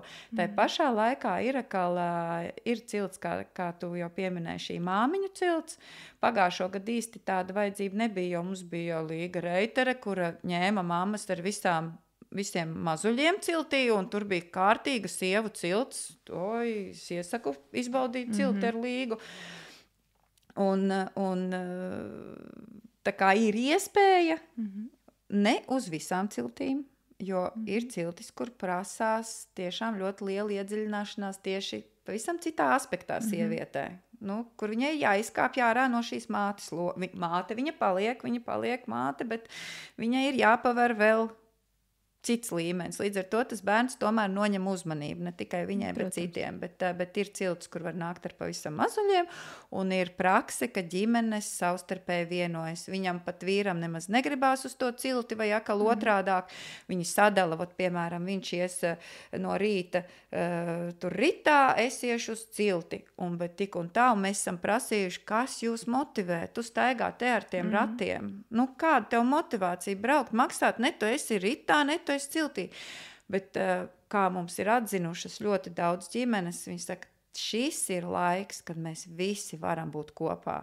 Turklāt, mammai nav jāgatavo ēst, viņa sēž pie galda ar savu ģimeni, bauda pusdienas vakariņas, vienkārši sarunās, brīvajā laikā, kurš atkal ir varbūt tās starp visām notikšanām, notiek vienkārša ģimeniska kopā būšana, un arī šīs pastaigas, kur vīri uzņemās šo būšanu ar mazākiem bērniem, viņi saka, te ir mans tēta laiks.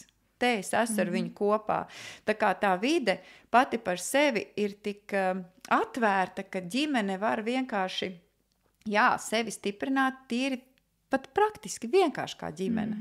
Tas tāds laiks, kurā vienlaicīgi tu gūsti savu personisko izaugsmi, un tas ir tavs ģimenes laiks. Ļoti patīkamā, draudzīgā vidē un tādā ļoti iedvesmojošā vidē. Un tad vēl ir tādi gudri vīrieši, kuri saka, ja tā mamma ir atpūtusies un laimīga, mēs jau vispārēji arī. Jā, tā ir. Vai ne? Tā ir, jā. Jā, tas uz abām pusēm, protams, strādā. Es tieši gribēju teikt, ka es laikam esmu tas, kurš uzreiz grib arī otru pusi, jo tai sinerģijai ir jābūt appusējai. Labi, un tad, ja mēs gribam pieteikties uz Trejdeviņa saietu, tad mēs rakstam internetā, saiets Trejdeviņi. .lv, un tur uzreiz būs pieteikuma anketa. Un tas notiek tā, ka sākumā tā aizpild pieteikuma anketu, tad attiecīgi tiek nokārtotas finansiālās puses, jo, lai cik skaisti mēs gribētu, diemžēl, nav vienkārši protams. Ēdiens un viss cits maksā. Tā kā par sajietu ir jāmaksā, jo citreiz cilvēki samulst. Viņiem liekas, ka ir pieraduši, ka folklora un tradīcija tas viss ir bez maksas, bet ir pamata izdevumi, kas ir jānosaka. Tā kā sajiets ir maksas, aizpilda anketu, tad attiecīgi no pieteikumu skaita, tā tad, piemēram, vai es braucu ģimene, vai es braucu viens, tās cenas atšķirās. Un sajieta mājaslapā var iepazīties arī ar cenām. Katrā ziņā ģimenei nav jārēķina tā, ka tu sapluso, piemēram, tu apsties vienu personas cenu un tad tu to pluso. Tā tas nav, ģimenēm ir īpašas cenas. Tad jāpapēt. Vajag izpētīt, un tur atšķirās, vai tev brauc viens bērns līdzi, vai jūs braucat 3, jo, principā vienalga, ja tev ir 6 bērni, tu maksā tikpat, cik tu maksātu pa 3. Visiem jābūt tavējiem. Labi. Un tas būtu tā, bet ja man ir, piemēram, kaut kādas šaubas, es varu uzrakstīt un pajautāt, pirms es vēl piesakos kaut kur, jā? Jā, pirmkārt var uzrakstīt un pajautāt uz sajieta infomailu, tātad info@sajietstrēdviņa.lv. Var droši jautāt man, es nezinu, tie, kas lieto Facebooku var atrast Inese Krūze, var rakstīt tur, var rakstīt Facebookā arī mūsu sajietu lapā, sajiet strēdeviņi. Tā kā atrodiet šo iespēju, lai rastu sev jautājumus, atbildes uz saviem jautājumiem, jo tiešām es ticu, redz, kas tā problēma jau ir tāda. Es esmu sajietā tik ilgi, ka man viss šķiet saprotam, un arī šeit stāstot, man jau liekas, ka būvējot šos stāstījumus, ka cilvēks sapratīs, bet ir jābūt jautājumiem, jo tu nevari zināt, un tu nevari saprast, ja tu tur neesi bijis. Un tāpēc varbūt labi, ka es neesmu bijis. Tas ir ļoti labi, jā, jo arī tev rodas kaut kādi jautājumi. Un arī kaut kāds priekšstats man būvējas. Jā, un priekšstats, un tas ir labi, bet arī ar tiem priekšstatiem mums ir bijusi pieredze, ka cilvēki uzbūvē priekšstatu un atbrauc. Un piemēram, mums ir bijis priekšstats tāds, ka ja jau notiek viesunamā, katram būs sava gulta. Bet, lai kā mēs censtos, mums ir savi principi, kā mēs izkārtojam cilvēkus, jo viesunamā ir tādas atsevišķās istabiņas, kā jau viesunamā.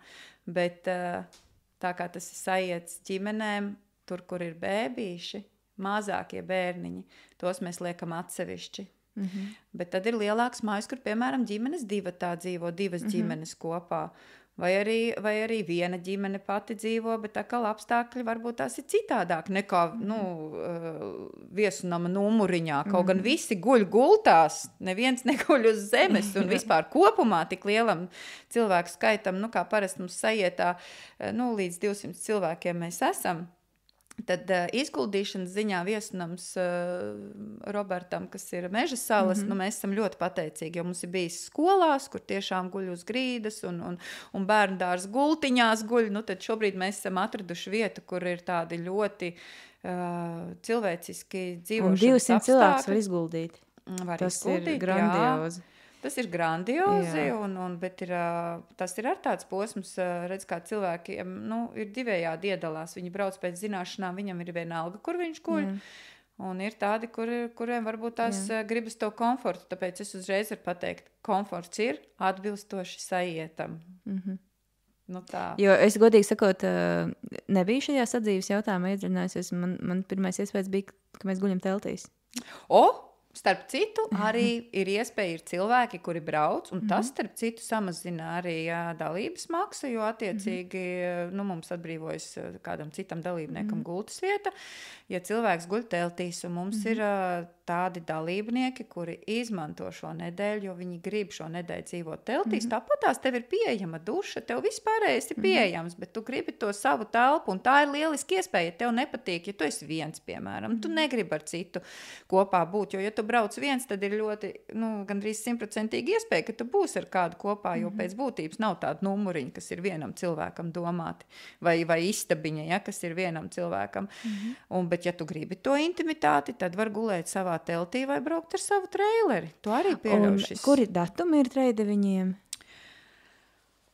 Tā ir 1. augusta nedēļa. Šajā apmēram gadā, tad ir skaisti. Ka es nepasaku nepareizi, jo ticiet man, organizējot gadu no gada, man tie datumi jau galvā. Man šķiet, ka tas sanāk no 3. augusta svētdiena. Tātad visi sabrauc svētdienā un pēc tam atvadās sestdienā. Nu, labi, šis ir iespaidīga nedēļa. Zini, kāpēc es par tiem datumiem, jo es biju vienā citā festivālā, un tur es paliku par nakti, viņš bija maija beigās, un es pirmo reizi paliku teltī viena pati. Es tā pārsalu. Un tad es brīdī domāju, nē, ja viena, tad es taču no teltī nepalieku vairs. Bet augustā varētu būt cita situācija. Augusta 1. nedēļa mums ir pierādījusies, ka ir ar tādiem stabiliem laikapstākļiem. Pagājušo gadu mēs bišķiņ tā kā pavirzījāmies tajā savā laika grafikā. Tā kā ienāca arī jūlijas iekšā. Un mēs piedzīvojām, ko nozīmē jūlijas. Atceramies visas lielās vētras, bet tas bija brīnišķīgi. Es varu pateikt, ka mums ir tādas... Lai arī cilvēks būtu pirmoreiz sajietā, viņš atbrauc, kaut kā visi brīnišķīgi cilvēki atbrauc. Ar ko es ar to gribu teikt? Iedomājamies, mums ir vētra, mums rauj visas teltis nost, mums ir kaut kur jāsaspiežās, mums ir kaut kur jānolien, jo ne visu tu vairs vari izdarīt ārā, jo mums daudzas notikšanas ir paredzētas tieši sadarbībā ar dabu, tad tas tiek kaut kur pārnests iekšā. Un tas tik... Kā saka, vislabāk cilvēks saliedējās tad, kad ārā ir lietus. Jā, mums ir vienots pretinieks, pret ko mums jāturās. Un mēs ļoti labi pārcietām visu šo vētru, bet šogad mēs plānojam tātad augusta, kā tas arī tradicionāli ir, augusta 1. nedēļa, 1. svētdiena līdz 1. pilnā augusta nedēļa no svētdienas līdz sestdienai. Un laikapstākļi, ar ko es ar to visu gribēju teikt? Ja arī ir tādi, ka cilvēks, kurš ir nolēms dzīvot teltī un viss tur griežās jūk un brūk, tad mēs tomēr visus sajieta dalībniekus uztveram kā tādus lielas saimes, vai es teiktu, uz to nedēļu treideviņu ģimenes locekļus. Tā kā neviens nepaliek nesadzirdēts, neapmīļots un mēs neatstājam nosalt. Pat ja cilvēks ir atbraucis ar telti, mēs vienmēr atrodam risinājumu, ja notiek tāda situācija, kad laikapstākļi izrādījušies pavisam citādāki. Labi. Varbūt ir vēl kaut kas bez treideviņiem, varbūt ir vēl kāds pasākums, par ko tu gribi pastāstīt vai pieminēt? Man liekas, es tik daudz izstāstīju tagad, kad cilvēkiem sajuks labās lietas, visas, kas vien notiek. Īstenībā jau arī treideviņu sakarā ik pa laikam notiek kādas brīnišķīgas satikšanās vai notikšanas. Tām var sekot līdzi, ja ir tiešām pieejams šis Facebook sajietas treideviņi Facebook lapā. Man ir drīzumā tiks izsludināts arī Latviskās dzīvesziņas sajietas pasaule, kas ir ar tāds vēl vienkārši satikšanās, vienas dienas satikšanās, kur saplūstam mēs visi kopā, iedvesmojamies un kaut ko jaunu uzzinām. Un kolēģiem un treideviņa vadītājiem ik pa laikam ir brīnišķīgas notikšanas. Tā kā es domāju, kad lai šobrīd paliek tas centrālais notikums, sajietas treideviņi, un tad tās mazās notikšanas atkal, ja cilvēks ir uzrunāts un grib jau tagad ieskatīties un grib jau tagad sajust, tad es varu pieminēt, ir vēl viena lieta, ko es daru. Mēs uzturam Latviskās Dzīvziņas pasaules Facebook lapa, kur cenšamies apkopot visus notikumus, visas notikšanas.